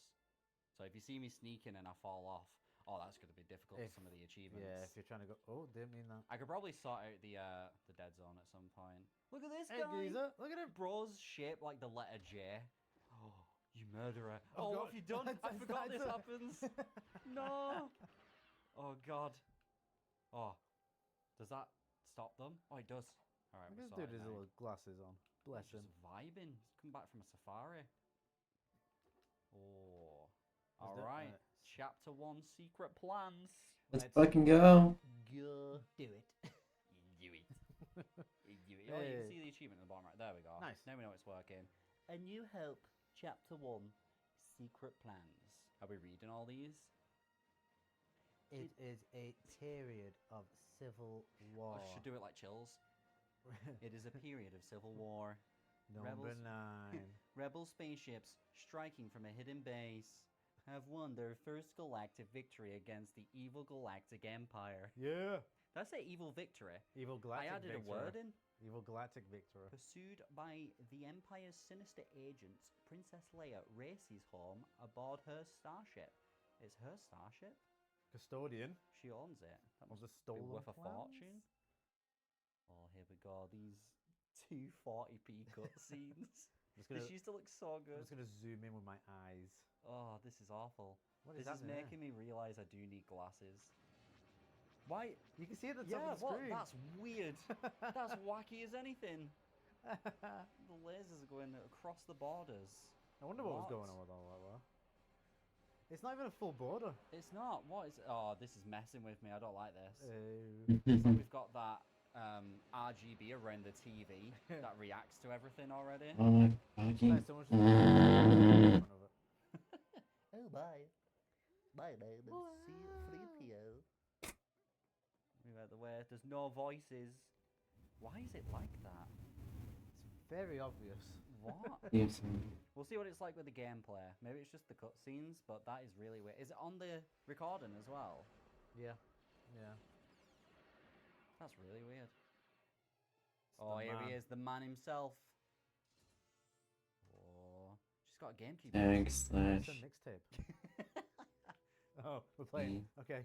Princess Leia's Alright, so we gotta Giannis. try and get 100% on the old. Yeah, we've got to try and get true Jedi because they're missables throughout the playthrough. But yeah, we should probably say, so I'm Joey, I'm Princess Leia, I'm blue. And I'm Matt, the better one of the two. Yeah, according to all the frigging comments on the videos, you are. Everyone's like, yeah, you're here too, I guess. Saying that though, I actually never played this when I was younger. So Oh, really? no, I had Lego, which was Lego Star Wars, the Clone Wars one. No, Oh, what, 3? it was a blue disc back on PS2. There's Lego Star Wars video game. That's one I've already done. Then there was this one, and then they did the complete saga, where they just basically put them both together. No, I think it was Lego And Star then Wars the they video did game. the weird ones where it was like the Clone Wars, and then they did like Lego Star Wars 3. I want to say it was the one you did then. Is the one you did the first 3? Oh god, that's It's great. the first 3, yeah, the video game. Yeah, so it was Where that. it was like episode 1, 2, and 3. So yeah, I had that one as a child, and because it was a blue disc, Sneaking. it was very temperamental. Oh yeah, they messed up on the consoles a lot more, didn't they? Yeah. Blue stud. So I used to rent it. Yay. It's showing my age here. I used to rent it. Rent it. You can't even rent stuff. No one knows what renting is anymore. Yeah. To the point where my mum and dad were like, "We're gonna actually buy this game because he's playing my brother all the time." You've spent it was more money on cheaper. renting than what it cost to buy the game. It was cheaper to just buy the damn thing. Wait, what have I just done? Yes, I've lad. got a cap on. Look at me. Gotta catch 'em all. She just keeps sneaking because of my controller. That's. Kid, not fucking press the enter button while I'm trying to type a fucking link, motherfucker. Oh, wait, that's do you have to? rude. You have to use the dark side of the force. Hence the door. Yeah. There's so much stuff we're not going to be able to do on our first playthrough That's until we get to fine. free play. Oh, God, Oh, the ready, the boys. I blend in now. Look at me. Gonna- My dad is somewhere on this ship. Kill all the stormtroopers. Careful, because we can hurt each other as well. I lost my cap. Damn, no What cap. happens- Dead what ass. Welcome back to Factor Cap. You're doing great. All right, come back. I want to see what happens if I'm you fine. put a hat on. Have we found everything around? Oh, We need someone. We need a geezer to get in here. We need C3PO. we need a geezer. Oh, we can destroy this. This is really nice because, like, when I finished Lego Star Wars, this was the final mission. Oh, it was a sneak peek, wasn't it? Yeah, it's like nice a game. bonus one, so it's cool that I'm starting with this. Yeah, put it on. See if it gets rid of your hat. Oh, are you getting the top hat? Yeah, I no, my missed you guy. 'cause you're already wearing Yeah, one. my guy dipped. Right, hang on. I'm waiting until I get the top hat. Oh wait, no, I've got Indiana Jones hat. You got to do that for Han Solo at some point, haven't you? Yeah, I think that'll unlock something for us. So we can get that one. Oh yeah, if we've not said, we're doing retro achievements, by the way. Oh yeah, that's why we're playing it. Hence why you've got that in the bottom right corner. Yeah, so we can unlock achievements while playing through the game. I believe there's like 100 and something for this game. I probably would have already said this in the intro, but for anyone who skipped the intro for some reason, 103 achievements we're going for. Easy, straightforward. Yeah, even though we've had 0. That's fine. Oh god. Ah, no, my God, we've got to go back. I Straight need a back. hat. Dead ass. No, I'm joking. Let me jump up here. Follow me. Is there anything? Did we miss anything over here though? That is the Probably, question. but I don't know how much we can. No, we can't destroy that. I think you need. Right, 2 seconds. I need to be over here. I'm going. I think Okay. you need the bounty hunter bombs for that stuff. I'm getting sick of this drift already. Like every. I'll try that again. I'm just gonna. No, you're not. Do you want to see a strat? Press start. Click drop out. Alright, just wait a sec. Wait a sec. If I go here, he goes faster because his CPU. Right, press start. Excellent. Look Easy. at that. Yeah. Speed run strats. strat. If we can't get up somewhere, we'll just have us drop out. I don't know if that's allowed or what. Oh, Amy's playing Card Shop Simulator. I don't think that'll be on the recording. I know, but that's looks weird. She's only just come home and she's on the grind. All Can right. we do anything with these? Across the bridge? No, I think it's They're the force bounty. powers. My powers of the force. The powers of the It's the Starfighter! boy! James Earl Jones. I've done one of these. I'll do one as well. I've done It's another them one of all. these. Hey, we've not died yet. Let's go. We've got to try and do it deathless. Look at my strat. What am I on? Oh, I'm alright still. We call this the Leia Leap. No, I want to get the studs.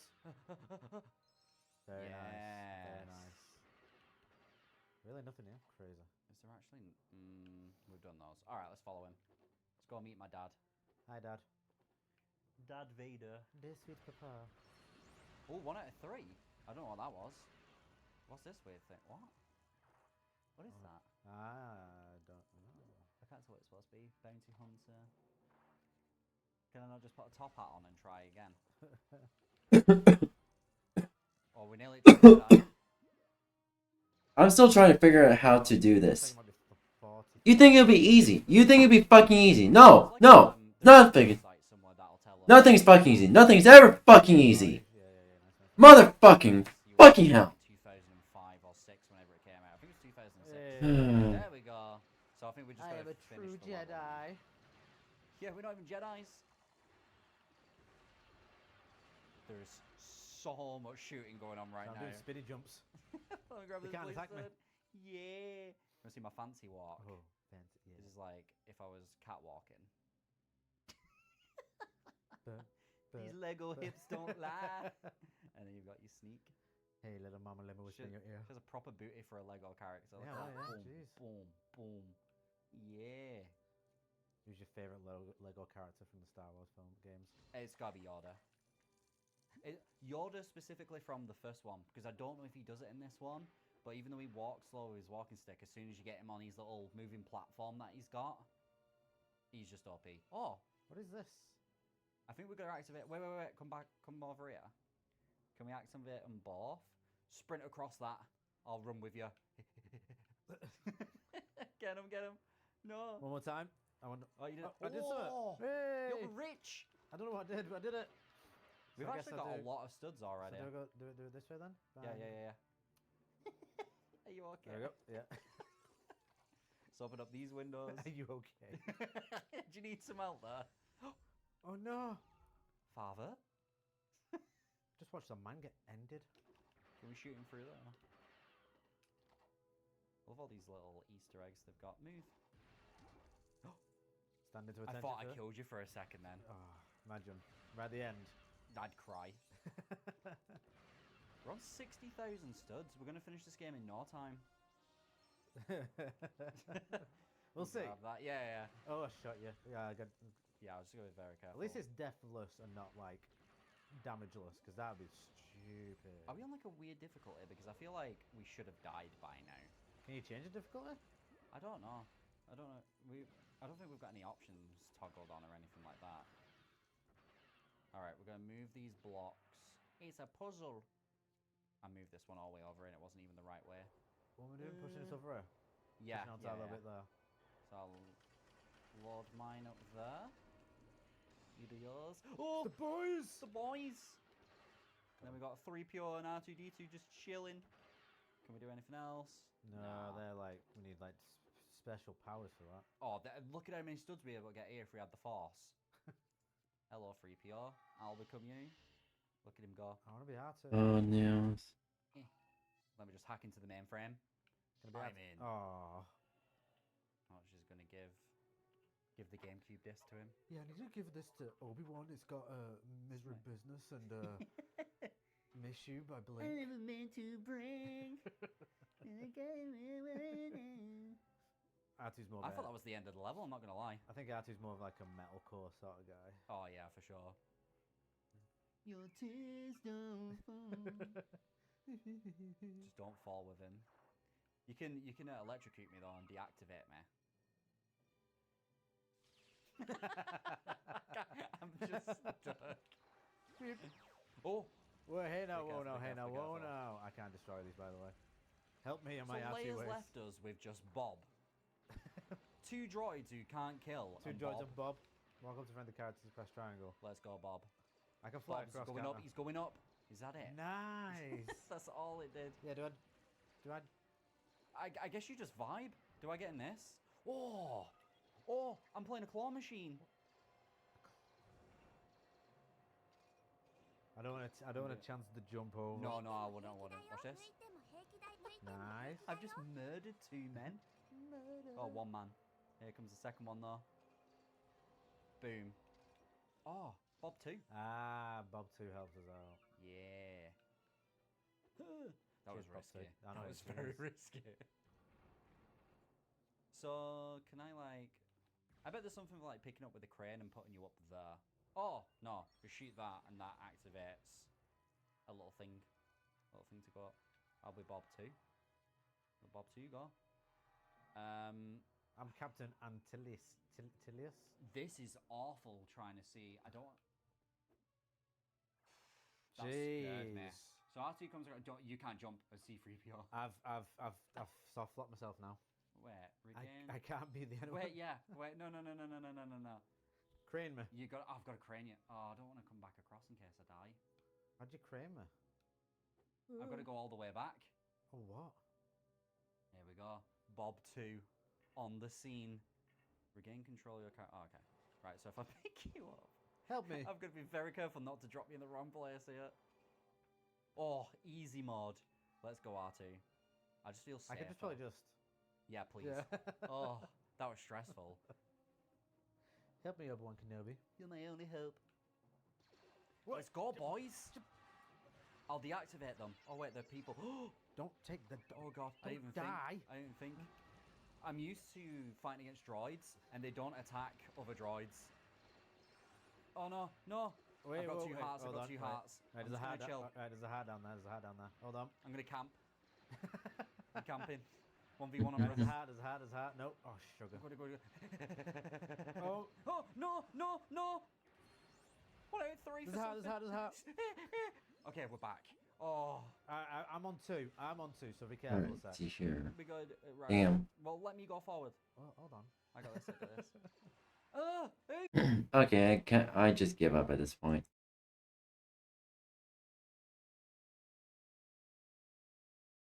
What's he doing?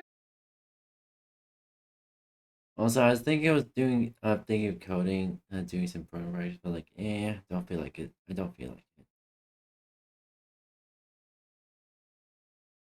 Honestly, work was rough today, and then I always get the bad luck of getting a hardware that is that's just in the oddball generation is too new to run any old apps and is too old to have any other operating system installed on it, any compatible operating system installed on it. I always get that level of bad luck.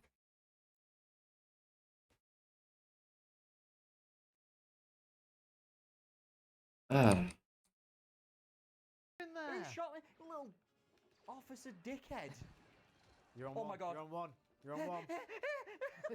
Help me. Shoot him. They're coming for me. They're rushing me.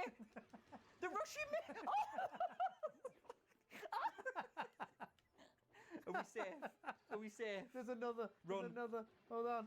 Oh, I shot you. No. Oh, They said no at the same time. Lol. Right, I'm Mega gonna lol. set the bitch up. Stop. Right, we can just fucking rush this now. Stormtrooper dickhead. I thought it was a better note Fuck with me. Darth Vader there. Proper in sync. That was too real. That's so it's like we died annoying. IRL. It feels like it though, because we've got to go through all this Again. not to get hit again. Do you know what we could do? What could we do? We could go into free play and be stormtroopers Oh, and just run past. Just run Like, past. easy boys. I've got a pass. I've I've got my pass. Darth Vader pass for the day. Let me use R2 here. And then that was a weird I'm just- noise. That's the noise. What? Sorry, boys. Didn't mean to interrupt you. What's in here? Is that the way we need to go? Press that, and it'll probably activate the C3PO one. Is there anything Should else? we ruin the date? Yeah, I want to ruin these guys' dates. Hey! Dead. Hey, what's this one do? The noise the door made when it opened sounded like if you put a chihuahua in a paper shredder.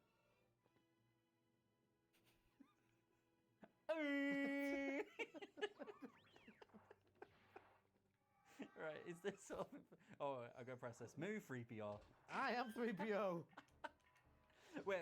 Right, now You that we've took an arm off me. No, now that we've died, I want to get you. Let me fully kill want you. me to- Hang on. Oh. Oh? Alright, 3PO. Didn't realise you're into that. I didn't know Alright, you- made it 1, 2, I didn't know you played that way. 3. There you go. How's he hacking it? Look at him go. Yes. Unbelievable behaviour. All right. Oh, we need R2. Help me. God damn it.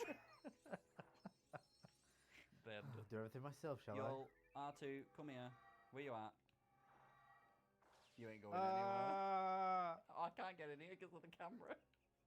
You brought this on yourself. You've actually brought this on yourself. Come on, get up. Oh. Oh, that was a hit. All right, this should be the end of the Can I get level, I through the think. damn Yes, Oh. cutscene.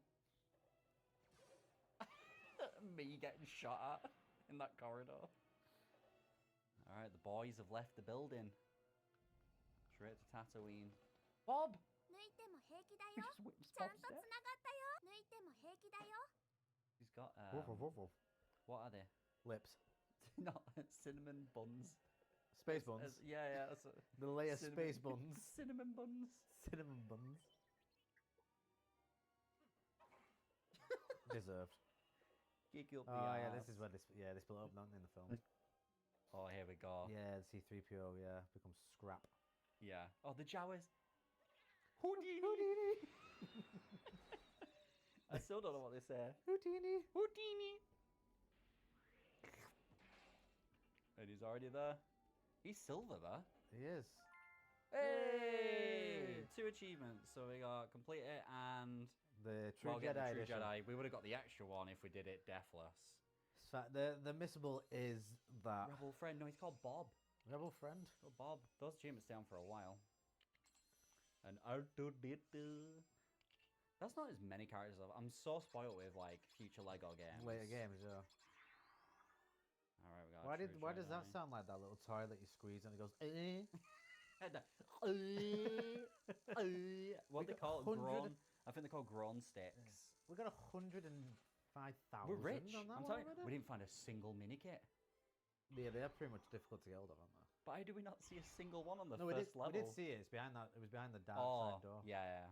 I can't believe we didn't see any others there. Continue the story. Yes. Thank you for formatting my memory card. It's real. Confirm save. Technology these days is insane. Digital memory cards are the future. Right, let's see if we can do Chapter this 2. one. What's this? I'm going to read the story.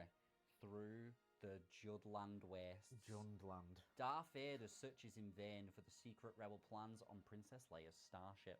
The droid Rutta-Dutta has escaped with the Death Star blueprints to the planet Tatooine below, but Rutta-Dutta, along with his companion K-3PO, has been captured by Jawas, small scavenger creatures who who traded mechanical scrap young Luke Skywalker, unaware of the great destiny which is before him, is looking for droids to help him work on his uncle's moisture farm.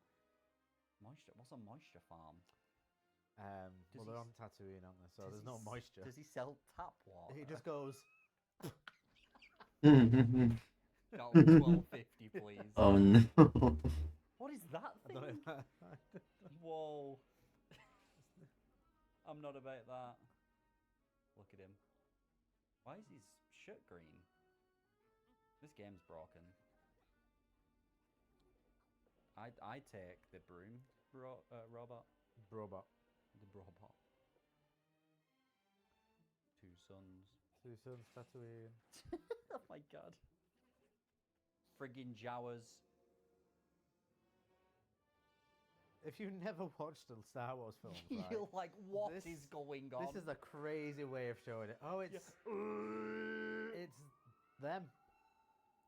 Why is he making those noises? Why is he doing that hand gesture? Hello there. Ben Kenobi. Ben Kenobi, hello there. Oh, we're just straight in. You get a- I do not remember this level. I get a lightsaber. Oh, I Yeah. get Bob's gun. Yes, Bob. Bob's gun. I'm gonna have a look around and see what studs I can find here. Look at this little thing. It's a Womperat.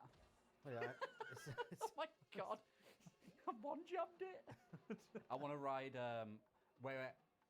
I want to try and guess the names of them. They're not yaks. Those are real animals. They're called, oh, it's going to annoy me. oh, you want to? The things in the back. Yeah, what they're called? Jammers. Yammers. If they're called jammers, that's laser.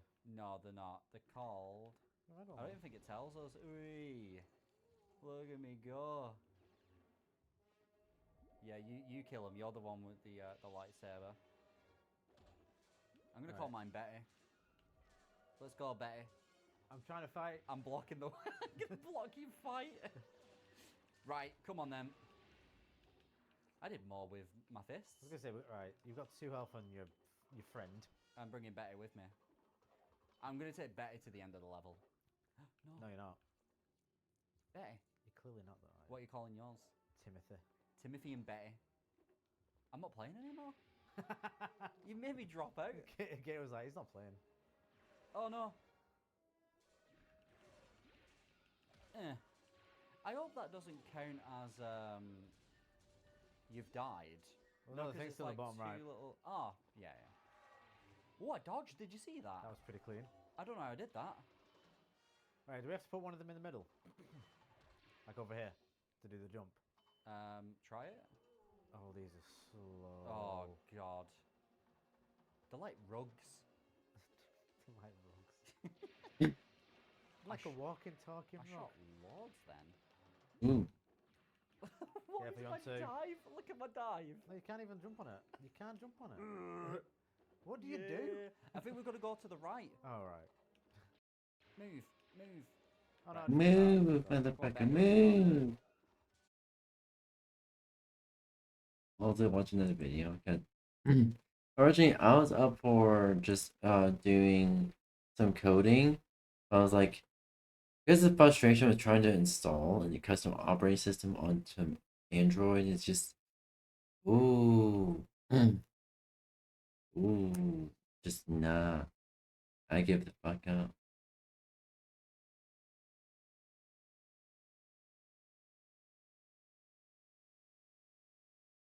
Common things science still can't explain.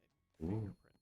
That's right. The first entry on this list is something that we all have access to at our fingertips. And that's because it literally is our fingertips. Or more specifically, our fingerprints. I think we all know that everybody has fingerprints, and beyond that, we all have unique fingerprints. And we also know that the fingerprints your cousin leaves on the glass in every device is really annoying. But beyond the existence and uniqueness of fingerprints, what is there not to know? And the answer is, well, the purpose of fingerprints to begin with. Interestingly, we actually know a lot more about the origin of fingerprints rather than the purpose of fingerprints. Obviously, in modern times, the fingerprint is an extremely useful tool, most commonly used in forensics investigations and also while opening your iPhone 6. And while those are definitely interesting use cases for our fingertips, the human body didn't spend hundreds of thousands of years just to develop fingerprints for biometric data purposes. And like the title of this video suggests, the true purpose of fingerprints is still relatively unknown, although there is two primary theories. But before we get into those, I want to actually explain quickly how we even get fingerprints in the first place. When you were a little fetus in your mother's womb, your fingerprints surprisingly were one of the earliest defining features developed on your entire body, obviously after your arms and hands. And these unique designs are carved into your fingertips through the pressure of amniotic fluid in your mother's womb. The pressure of this fluid, coupled with the growth rate of your fingers and other unique factors, are what cause the consistently unique design of your fingerprint, which is really interesting. Your fingerprint isn't genetic whatsoever, and identical twins do not share the same fingerprint. And that same fingerprint you develop early on in your mother's womb, you will keep until the day you die, which is also super interesting. But not quite as interesting as the two running theories on... Well, it's not until the day you die. It's more like until you decompose enough for your fingerprint to be no longer useful.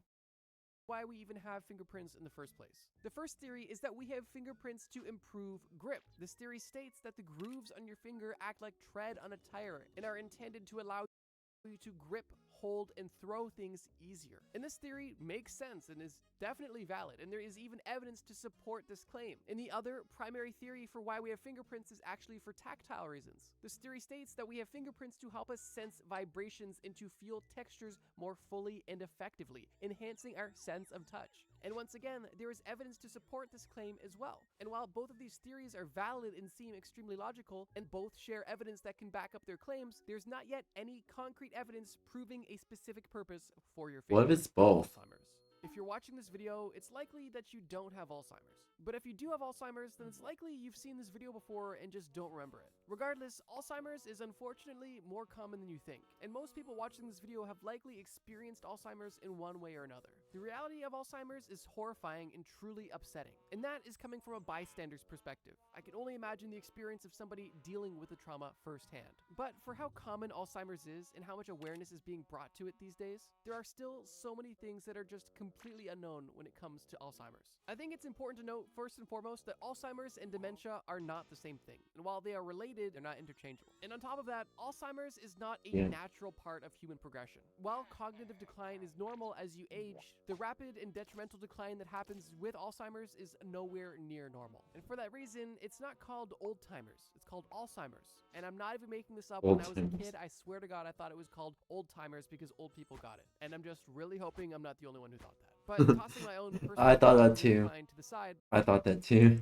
what is the cause of Alzheimer's? And the answer is complicated. As of today, the most common theory is that a combination of age-related brain changes, genetic factors, and environmental and lifestyle influences play a role in the development of Alzheimer's, although the exact biological root cause of the disease is still unknown. Basically meaning that there's a lot of ways you could potentially get Alzheimer's, like smoking all your life, or working shift work and having a bad circadian rhythm, or potentially being genetically predisposed. And while all of these may be a contributing factor, there's not yet one underlying causality. But with that being said, as of now, there are still two primary biomarkers that are believed to be tied to Alzheimer's. The first is amyloid beta plaques. And what amyloid beta plaques are actually buildup of amyloid beta, which is a part of amyloid precursor protein. What does amyloid precursor protein do in the brain, you might ask? Science doesn't know that either, but it's believed, but not proven, to have something to do with brain development. Regardless, patients with Alzheimer's will see this amyloid beta protein not being properly absorbed in the brain, causing it to clump together and create plaques, causing the eventual rapid decline in cognition.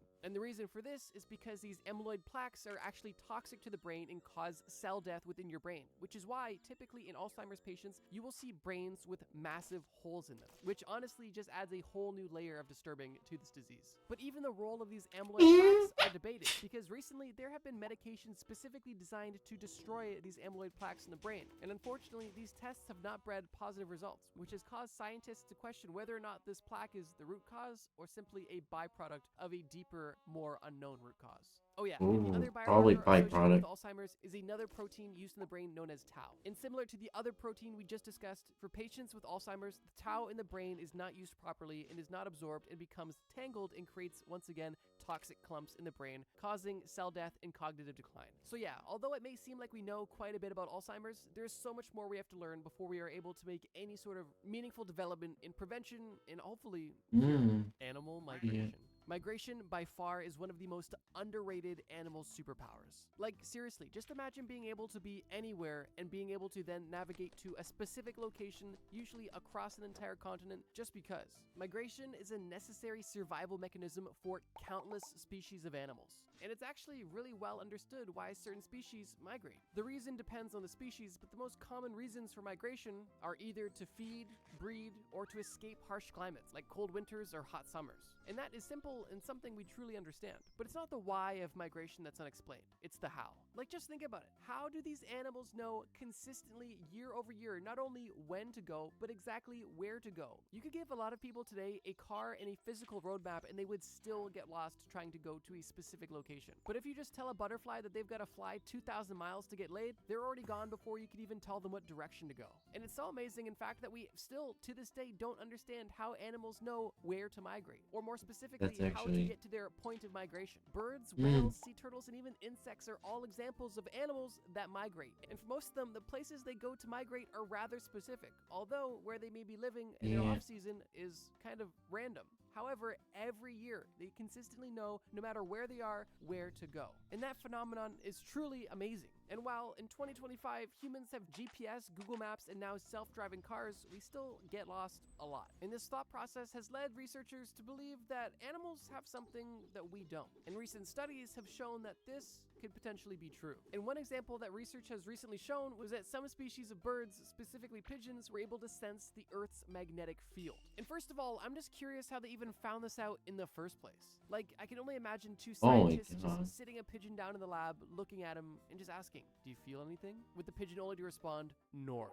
And this is a skill known as magnetoception. And I'll be honest, I wish I had magnetoreception, because that sounds cool as hell. Regardless, with Exactly. the discovery of pigeons being able to sense the Earth's literal magnetic field, this one answer has led to many more questions. Like, how many other animals share this ability? And what other abilities exist in the animal kingdom that we don't even know about yet? And for animals with this ability, how do they even use this knowledge of the magnetic field to navigate properly and accurately? It's truly amazing. And I guess the human equivalent of this would be trying to understand how your broke, drunken uncle always makes his way down to Florida every time winter comes in Michigan. Like, your drunken uncle could be anywhere in the northern hemisphere for 7 months out of the year. But somehow, as soon as it just gets a little chilly, he teleports to Florida. But nobody knows how he got there. It's just like that. The placebo effect. The placebo effect Ooh. is a staple in I- modern medicine testing Yeah. because of how prevalent this effect is. To summarize the placebo effect, it's essentially just suggestibility. It's your mind believing something to be true and your body kind of following suit. And while that's a bit of an oversimplification, the results of the placebo effect are amazing, but also mysterious. The placebo effect is so strong and so common that anytime a new drug is tested to bring to market, they literally have to test the new drug that's being proposed against a placebo to make sure that the drug is actually effective and not just seeming effective due to the placebo effect. For example, let's just say you're trying to develop a new drug that helps people with stomach pain. Now, let's say for a study, you find 100 people that have frequent stomach pain. You divide this group into 2 smaller groups, a treatment group and a placebo group. All 50 people in the treatment group receive the actual medication you're testing, and all 50 people in the placebo group receive, well, a sugar pill, a placebo, a drug that does nothing. It's not even a drug. Now here's the kicker. Everybody in this test is under the assumption that they are actually taking the active medicine. And after consistently taking the medicine for, let's say, a week, you have to review the results.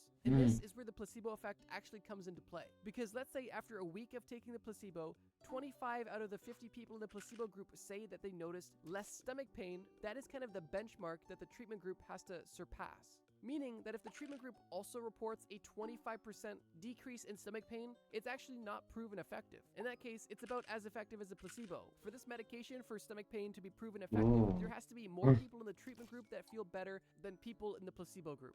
And this oversimplified, poorly explained explanation is what's known as a double-blind placebo study. And it's kind of the gold standard for eliminating bias when it comes to testing brand new medications. Now here's the thing. With all of this being said, how does the placebo effect even work? And the answer is, we actually don't know that much about it. Researchers that have been studying the placebo effect from a psychological and neurological angle both kind of believe that this effect is linked to a brain's release of endorphins and other chemicals in the anticipation of a positive effect. Essentially meaning that because your body is expecting to feel better, it already kind of feels better in advance. But this isn't proven and is really only a going theory. And despite there being literally decades of study on the placebo effect up until this point, the exact mechanisms behind the placebo effect are completely unknown, making one of the staples of modern medicine testing an effective and life-saving mystery.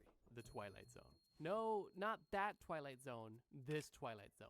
Home of this, and this. The Twilight Zone is located 200 That's to scary, 1,000 actually. years below the ocean surface. And it's known as the Twilight Zone because it is a region underwater where sunlight barely penetrates. It's too dark for any sort of photosynthesis, but it's not quite pitch black yet. And it's this unique region that is one of the least explored habitats on all of planet Earth. One notable resident of this area is the lanternfish, which is pretty cool, but also completely insane, and kind of goes to show how weird this area is.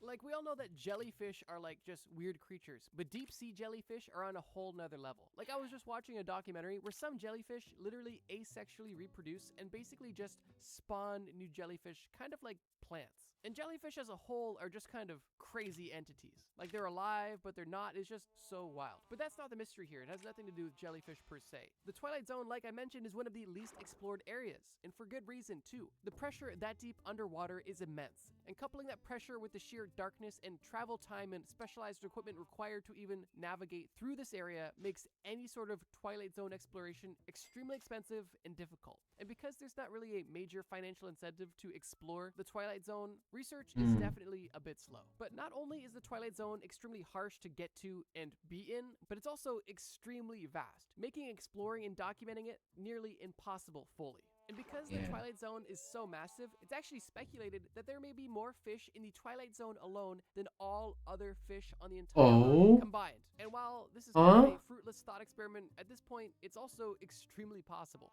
But not only is it possible, it's a scary thought, because the fish that live in the Twilight Zone are completely weird looking, and probably the closest thing we have to aliens at this time. Like, these fish are literally creating their own light, which is kind of dope. I don't know, I think bioluminescence is just cool to begin with, but I also like to think that fish just got so fed up of being in the dark that they literally created their own organic light. But it's not just seeing cool fish that light up that makes the Twilight Zone interesting. It's also the impact that the Twilight Zone has on the Earth's climate, because the Twilight Zone is a massive ecosystem. And ocean and marine ecosystems specifically play a major role when it comes to carbon storage, which obviously has a direct impact on the Earth's climate, which definitely gives merit to wanting to explore the Twilight Zone more. But yeah, that's kind of all there is to say about it. The Twilight Zone is one of the most common ecosystems in all of the world, technically speaking, although it's one of the ecosystems we know the least about. And maybe that's for the better. Ball lightning. Admittedly, ball lightning isn't all that common, but lightning is relatively common. And I think most of us have heard about ball lightning, and honestly, I just thought it was cool and wanted to discuss this interesting phenomenon. Ball lightning sightings have gone back all the way to the 1600s and continue to be reported today. It's interesting because even today, in 2025, we don't know a ton about ball lightning, so I can only imagine what they thought about ball lightning in the 1600s. Ironically, we do know what they thought about ball lightning in the 1800s, as there was a few recorded accounts of experiences with ball lightning, and they basically just described ball lightning as smelling like sulfur and being the work of the devil, which I think is fitting for the time period. In case you're unfamiliar, ball lightning is typically described by witnesses as a glowing, floating sphere of light, and like regular lightning, typically only appears during thunderstorms. Some people have stated that these balls are only as small as a marble, while others have said that they've been multiple feet long and wide. The sun has begun its red giant phase. The impact of tech, AI, climate change, medicine, Earth, humans will be working to get the planet's average temperature back down to a manageable number, while you will set out to terraform the red planet. Your goal is to bring a greenhouse effect to Mars to warm the place up. The next time Pluto swaps orbital spots with Neptune, just shy of the year 2475, humanity and our robotic overlords will finally finish terraforming Mars. Or underlords. We'll see. You've actually terraformed Venus. Feels weird to me to say the 2900s, like just the other day I was saying the 1900s. Is it just me? Structures that encircle the sun. Yeah, humanity will build a Dyson sphere, a habitable mega spacecraft that harnesses most of the power of the entire solar system, which means that sometime between the year 3000 and 5000, humanity will upgrade to a Kardashev level 2. You're now part of a civilization capable of capturing the power of the sun. At this point, humanity has spread further afield than just the solar system. Now, you'll move into interstellar space. 10,000. Ooh. This interests me. With the help of nanotechnology and AI, your body, just like civilization, will get a serious upgrade. Homo sapiens, which haven't evolved much genetically, will be changing their bodies at will, interfacing with technology, and maybe even becoming more machine than human. All this travel in low-gravity environments will make you taller, and your eyes will evolve to be bigger. My eyes bigger? Or you might not exist anymore. Yeah, that's the thing about civilizations. They tend to doom themselves the further they advance. Maybe it's the unchecked tech, or power struggles, or AI, or climate collapse, or American politics. Whatever it is, the idea is that the smarter a species gets, the more dangerous the tools it builds. And eventually, it builds one that it can't control. The idea is called the Great Filter, and it might explain why we haven't seen any advanced aliens out there. Some scientists argue that in 10,000 years, there's a 95% chance humanity will be no more. If I had to guess, well, if we accidentally terminate ourselves with homicidal AI robots. But if you did survive past that mark, well, you wouldn't see the way the Earth dies. So let's keep you alive a little longer. 100,000 years. Earth will start to resemble pre-terraformed Mars. And No, it wouldn't be a hot world. Rather, it would be a frozen one. Because in 100,000 years, if global warming hasn't torched the planet entirely, Earth will plummet into a new ice age. Yeah, instead of rising heat, you'll be looking at rising glaciers. If we haven't built a proper Dyson sphere that can act as a planetary furnace, things are going to get very chilly. And then, boom! The violent eruption of the Yellowstone volcano. Ash and pumice will jettison into the atmosphere, block the sunlight, and make Earth even cooler than Ice Age cold. If humanity hasn't been wiped out by now, we will successfully transition into a multi-planetary space-going species, entering a new era of Homo sapiens. Okay, you worked really hard, and finally, human civilization became a Type 3 on the Kardashev scale. Now, we harness and use all the energy created in an entire galaxy. Billions of stars, black holes, and interstellar winds now feed our unimaginable power grid. Dyson spheres encase stars like glowing pearls. It's a new era, and not just for you, but for the entire Milky Way. And even though you've How would he harnessed actually the build power that of the entire anyways? galaxy, you still might not survive the dangers of the universe. Now, on a cosmic level, we're way too close to interstellar time bombs, like the white dwarf in the 𝙂𝙀𝙀 system. 𝙂𝙀𝙀 is located over 3,000 light years from Earth. It's an odd binary star system that keeps going supernova. The white dwarf in the system seems to be building mass, putting on the beef. And if it continues to do so, watch out, because even though it's thousands of light years away, it's still close enough to cause our planet damage. Supernovas, or even hypernovas, are violent and majestic events.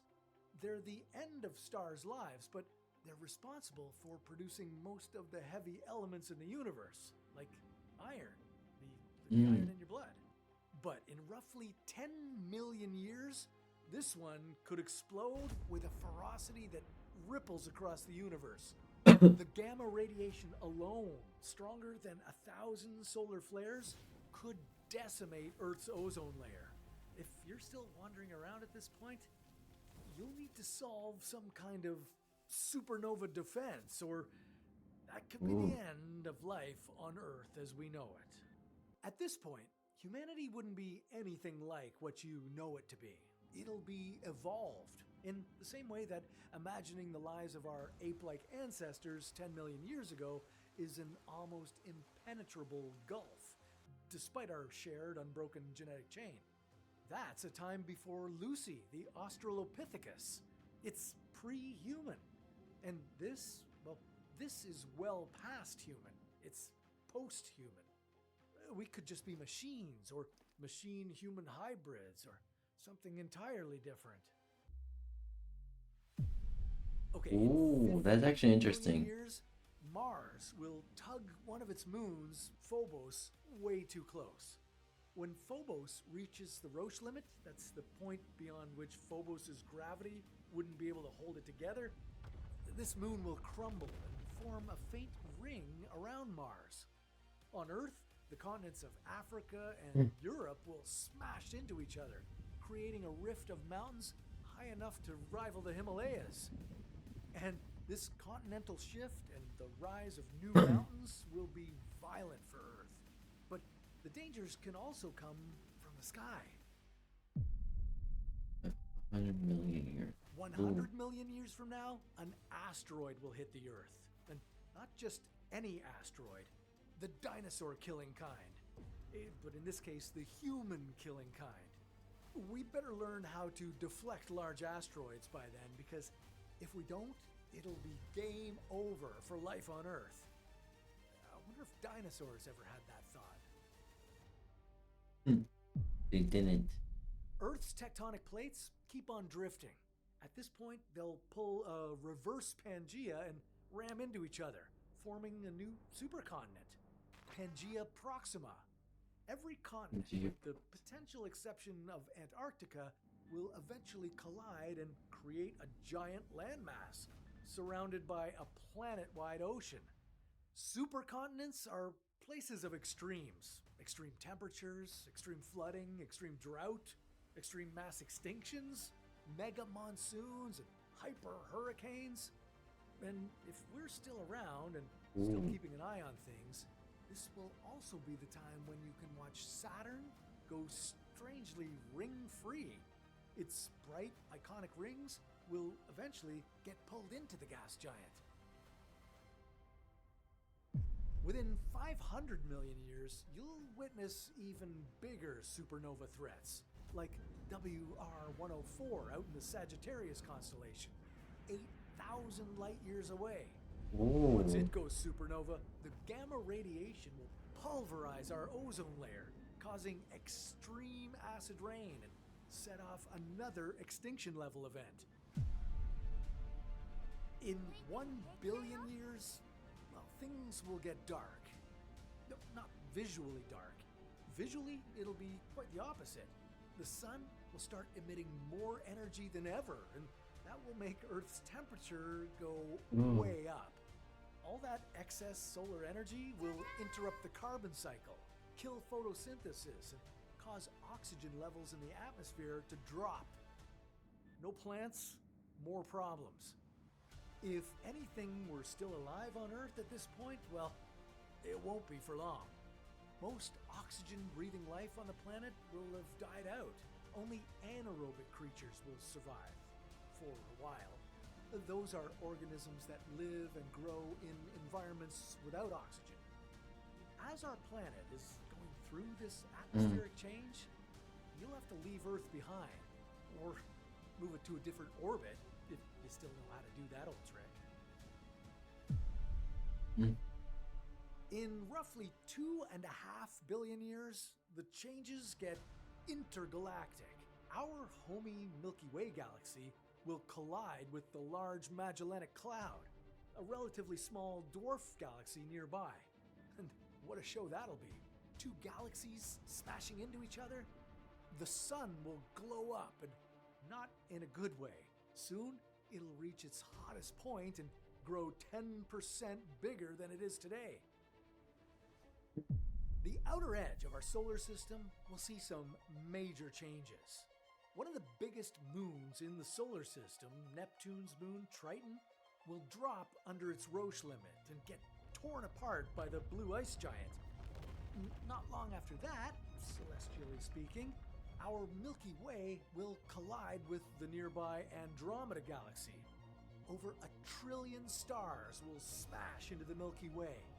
The 2 supermassive black holes at the centers of the galaxies will eventually merge and create a new, even more supermassive black hole. And Earth? Well, at this point, it'll lose all its water. Okay, 5 billion years from now, the sun will begin entering its red giant phase. It'll start expanding toward Mercury, Venus, and Earth. Even if the sun doesn't fully consume Earth, things are gonna get hot. Too hot for us or any other terrestrial life to handle. Of course, there will no longer be any life on Earth. Yeah. It's possible that Mars, that you terraformed way back in the year 2500, won't be consumed, but it's gonna be far too hot to keep inhabiting. The habitable zone of planets in the solar system will really only include Saturn and Jupiter at this point. And since they're gas giants, well, they aren't super handy for humans. But it's possible you've terraformed their moons, and you got a comfy spot on Ganymede or Titan, or your own personal Dyson sphere. Either way, to survive in the universe in 5 billion years, humanity will need to have slipped the surly bonds of Earth and flown across the galaxies. Can we turn these alien worlds into habitable planets? Well, that's a story for another What If. Ooh. Real life Star Wars. and the colors that the ball lightning has been reported in is almost as vast as the size, with some people claiming that it was white, yellow, orange, or even blue. But in case ball lightning wasn't unpredictable enough, the way it behaves is also completely unpredictable. Ball lightning can last anywhere from a split second to multiple minutes long, and during the duration of its stay, it typically moves slowly through the air and can even pass through windows or walls, typically causing no damage whatsoever. And in some cases, ball lightning simply vanishes silently, and in other cases, it literally explodes with a loud bang. And already, ball lightning seems like one of the most amazing and also terrifying things you could witness in person. And I can only imagine what witnessing it would be like if you didn't know what ball lightning was. There's actually a video of a Belarusian train station that shows a ball of lightning crossing over all of the train tracks, and it's just amazing to see. And in the comments of this video, there's a ton of people talking about their experience with ball lightning and how the first time they saw it, they thought it was an angel or a ghost or something else that was typically supernatural, which is a single-celled organism. That's right, this jelly-looking, goo-looking... Okay, I want to install 𝑘𝙗𝙣.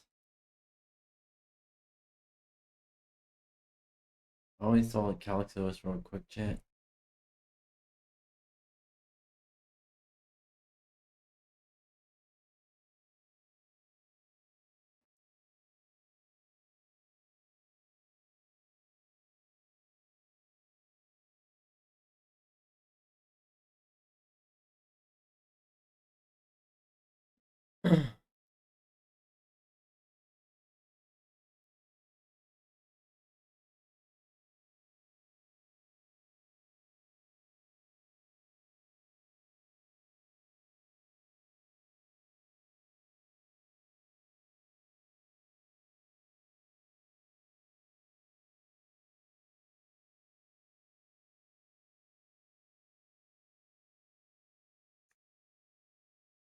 I guess they got copyrighted.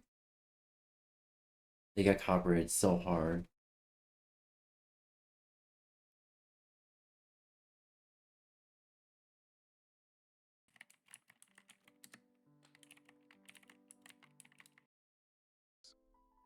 We'll walk through the whole process from unlocking the bootloader to flashing 𝙂𝙗𝙣 step by step, whether you're new to custom ROMs or just no longer officially supported. If your device isn't listed, you can find information about unsupported devices on XDA forums. In my case, I'm using a Pixel 6a. Next, you'll need to select your PC platform, Mac, Windows, or even Linux. Since I'm using Windows, I'll proceed with that and leave that to me. You just need to download a few things from here first. The Android USB driver from the official Google site,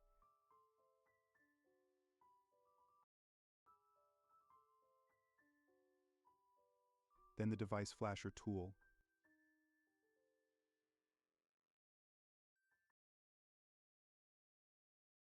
Right.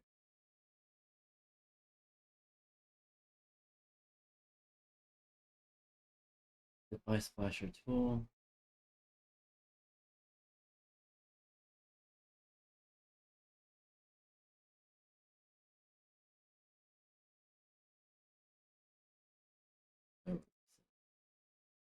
and finally the factory image for your device. Once you've got those, you're all set. Now let's move on to the installation. Okay, so probably not gonna be useful actually. What time is it anyway? Oh shit.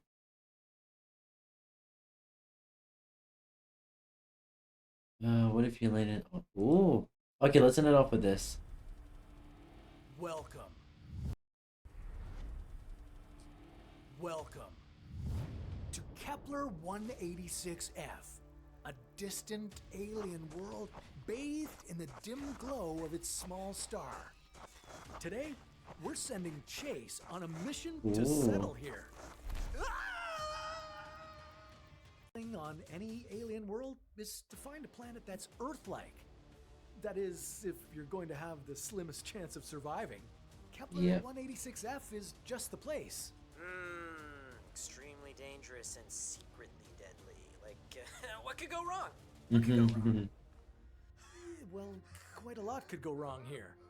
Atmosphere or soil composition or how life here has possibly evolved could make it a perilous destination. And those are just the dangers we know of. It could be deadly in ways we've never even thought.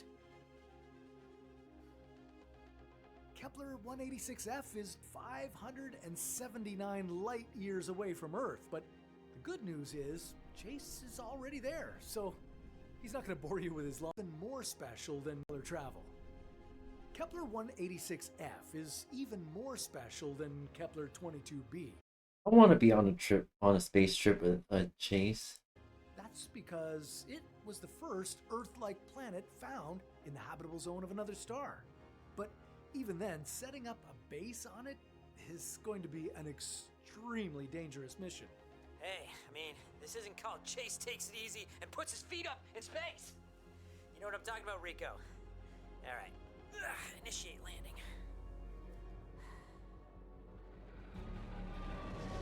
landing.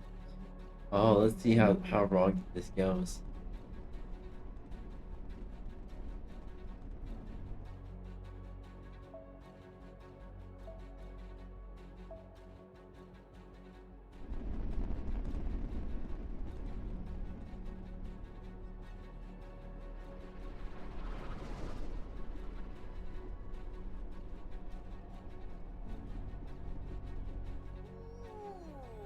Kepler 186f. You are one tasty looking planet. Damn, girl. You got some atmosphere on you. Don't say that. Welcome to my channel, fans! So, I decided to get myself a little piece of alien property.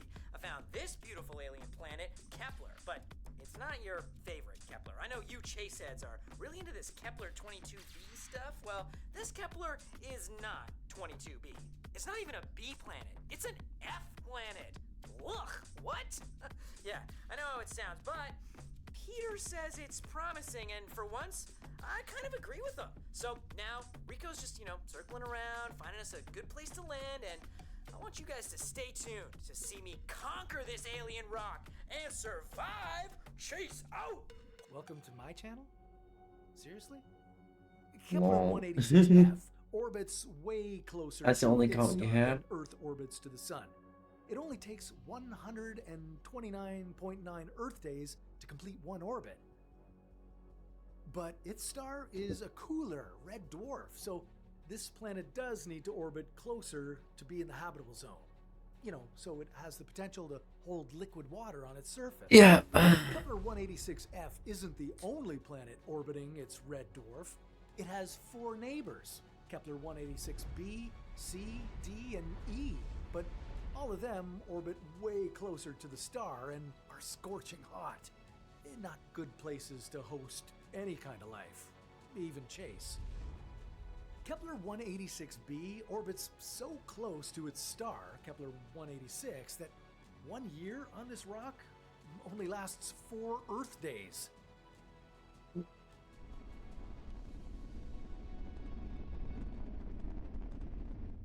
Okay, I'm afraid to ask, but what happened to the A planet?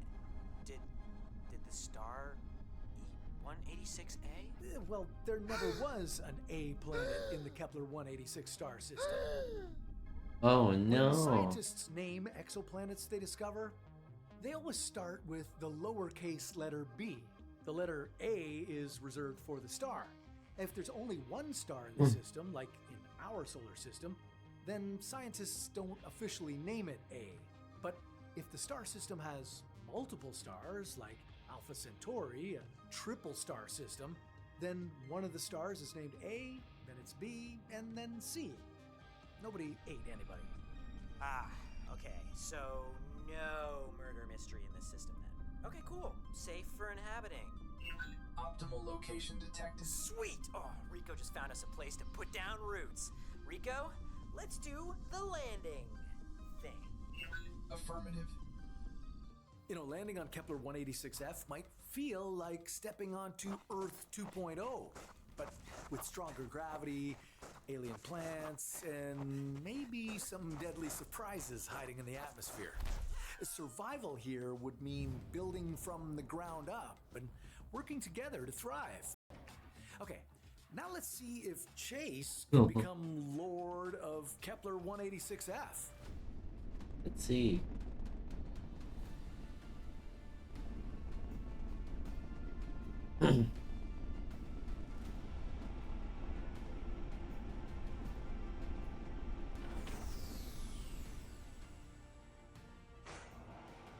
Just because Kepler-186f is almost the same size as Earth and is in the habitable zone of its star, that doesn't automatically mean that it's going to be habitable. To be able to sustain life, the planet needs an atmosphere.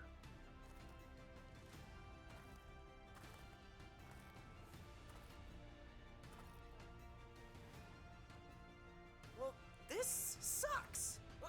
What's going on here? There's nothing here! What's the atmosphere situation, Rico? Analyzing. Detecting oxygen, nitrogen, carbon dioxide, water vapor, potentially hazardous alien compounds. Okay, so not taking my helmet off kind of air, but there still is air. Yeah, and that's great news. Ooh. If Kepler-186f didn't have an atmosphere, well, it would be frozen solid. No atmosphere means nothing could regulate the temperature and retain heat from the star. Now, with a thicker atmosphere, this world would have a greenhouse effect. And this greenhouse effect is great for alien planets. It wraps Kepler-186f like a blanket, keeping it warm and comfortable. Yeah, it's comfortable, all right. Cue the temperature reading. 13.5 degrees Celsius. Ooh, balmy. Like it.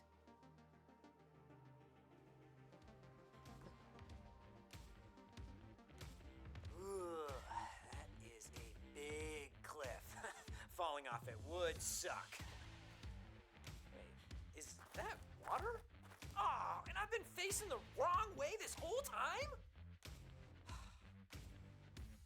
Well, let's go there then, I guess. Lol. So far, Kepler-186f sounds great. Orbits its star in the habitable zone? Check. Has mild temperature and an oxygen atmosphere? Check. Liquid water? Check, check, check. But that still doesn't make it safe to breathe, drink, and live here. But it is a good start.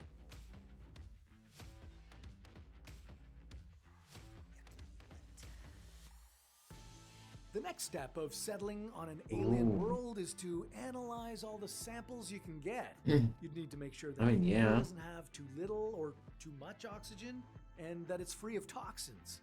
You'd need to do all that before doing something impulsive like taking off your helmet. Yeah, I've died of suffocation enough times. I've learned that lesson.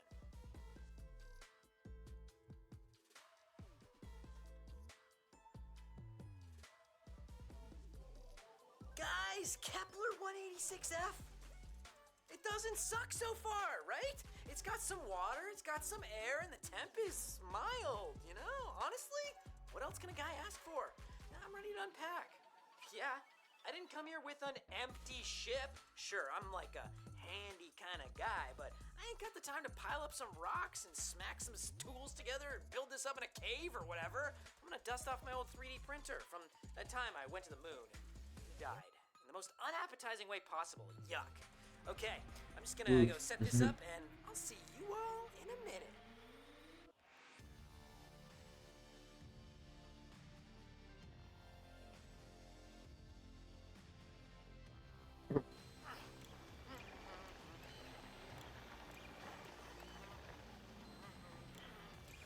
Once you have your water and air analyzed, well, it's time for the next step, setting up power. You'd need electricity to cook, shower, and even breathe. The chances of an alien planet having exactly the same air as Earth are extremely low. And Kepler-186f is a little less Earth-like than it seemed. You can't breathe its air, so you'd need to power your life support systems, or you'd die. God, this is exhausting. And I train every day on the way here. Well, I train most days. I think I trained one of the Saturdays. Anyways, the point is I drank all my protein shakes. I know I'm stronger than this.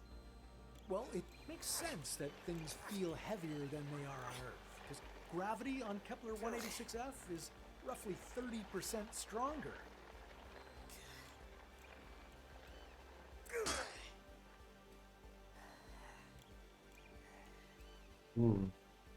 Huh. You first. I guess these solar panels probably need some sun, huh? That's right. Kepler 186f orbits a red dwarf star, which is smaller, cooler, and much dimmer than our sun. It only gets about 1/3 the light that Earth does. So your regular solar panels wouldn't work there. Well, at least I don't need sunscreen either. Wrong. Despite the coolness of this red dwarf, flares from a star like this can be quite sudden and deadly. No, I doubt that. I mean, just look at it. I mean, I doubt you could get a sunburn here if you tried. Don't let that look fool you. Red dwarfs like Kepler 186 are Ooh. active and often erupt with solar flares, bathing their orbiting planets in deadly radiation. Any life would need serious protection. Yeah.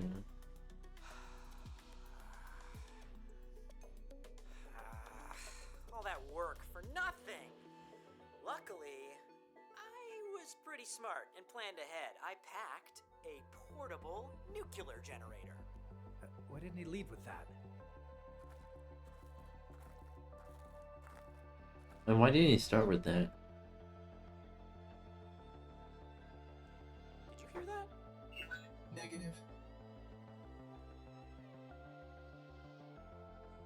The denser atmosphere here means sound travels farther and louder. Even the sound of a falling rock could sound strange. If I didn't know any better, I'd say there's something else here. Ugh, this place is creeping me out.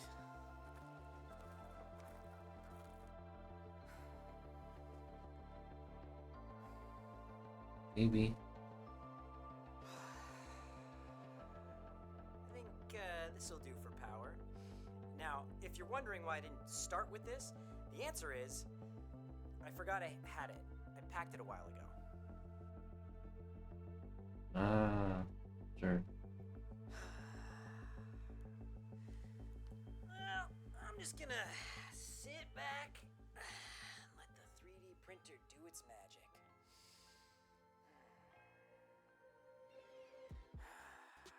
I wish this place had more sun. Ooh, wonder what the local watering hole has for drinks. Maybe a pina colada?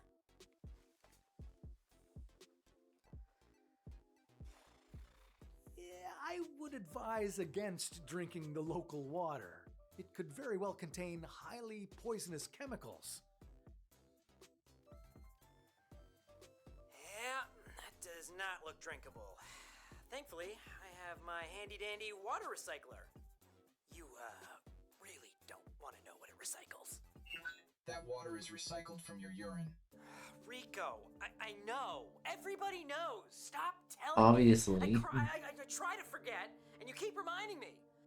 And now that you got me thinking about it, I can't even drink this stuff.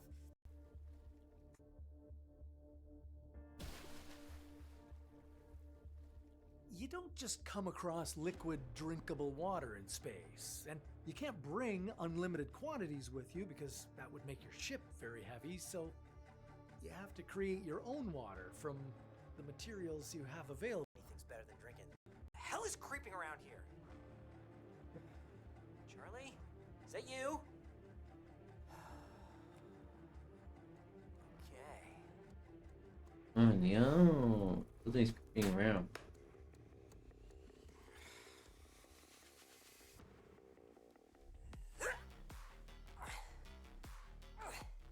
Bad idea.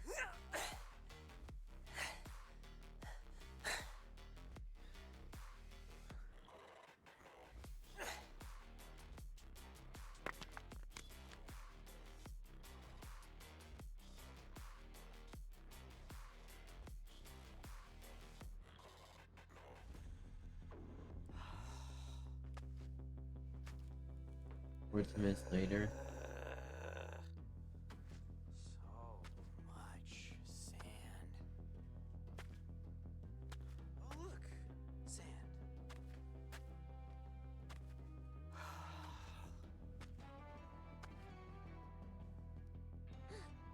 What? Oh.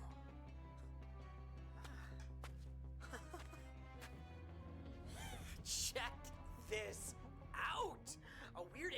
valley, so like, how did I get here, right? Well, let's see. First, I heard a really weird, like, noise, and I followed it. Had to climb, like, a really high cliff, too. Then I walked literally forever across sand, didn't complain once, because I knew it was all worth it to bring this to you guys. Look at it! You didn't complain, look sure. at these hues! The RGB is giving serious CMYK, right? Don't say that. If the atmosphere on Kepler-186f is just right, there's a huge potential for alien plant life. Under the dim red light of the dwarf star, plants could evolve to use as much of that energy as efficiently as possible. The photosynthesis under these conditions could produce a very different color palette of flora, just like what you see on this exoplanet.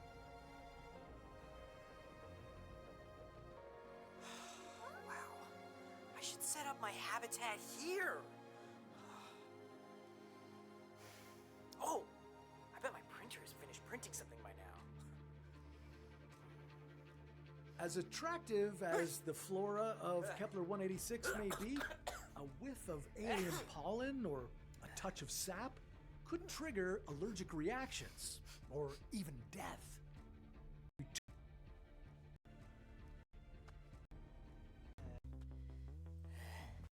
Rico, why'd you make me throw it away, you stupid robot? Answer me! That was rhetorical, don't answer. Here's a recap. I found a way better spot for the habitat.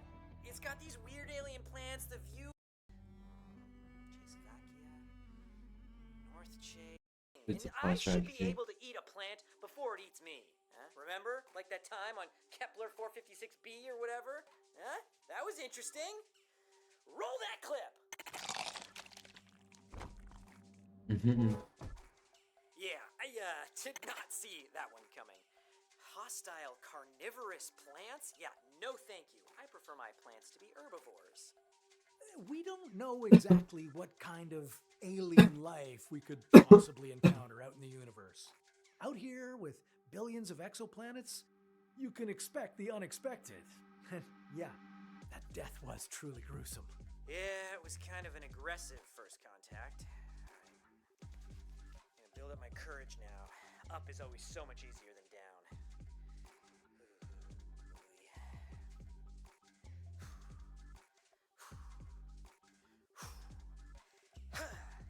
Feel the rhythm, feel the rhyme. Come on now, it's bobsled time!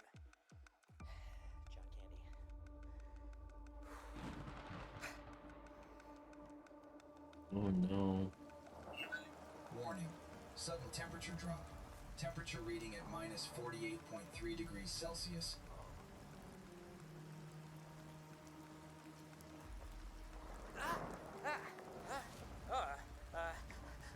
On Kepler-186f, super-cooled rain can fall through the planet's dense, chilly atmosphere. These droplets are harmless looking, but they stay liquid even in temperatures well below the freezing point of water. The instant these droplets hit Chase's suit, helmet, or his exposed skin, they crystallize into ice almost explosively, fogging and freezing over his visor. Chase is now stuck in a brittle shell. In seconds, he'll freeze solid and die.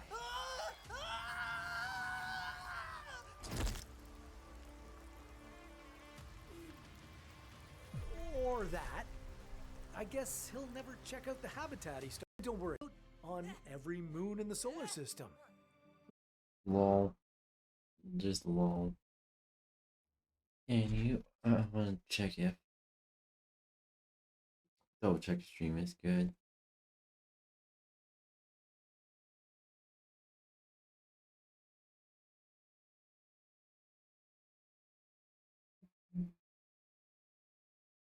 The stream looks like it is good. But at this point, drag this over. There we go.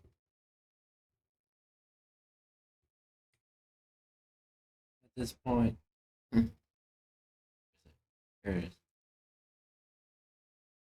At this point, I'm just gonna take the rest of the night to have something for dinner and just relax before I have to go to bed. That being said, thank you everyone for joining today's stream. My name is Brandon Blitz. I'm a variety streamer. I stream lots of video games, chat studios, me, as well as I do art, I do programming, and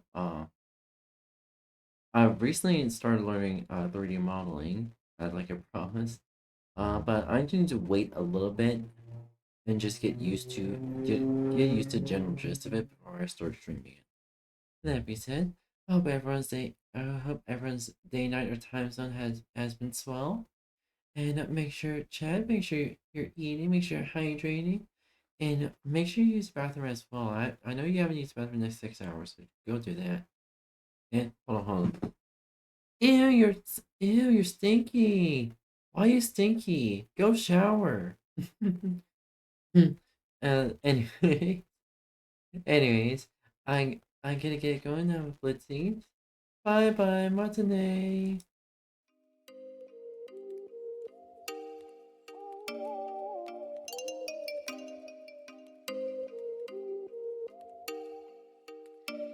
Oh, you make me wanna talk back.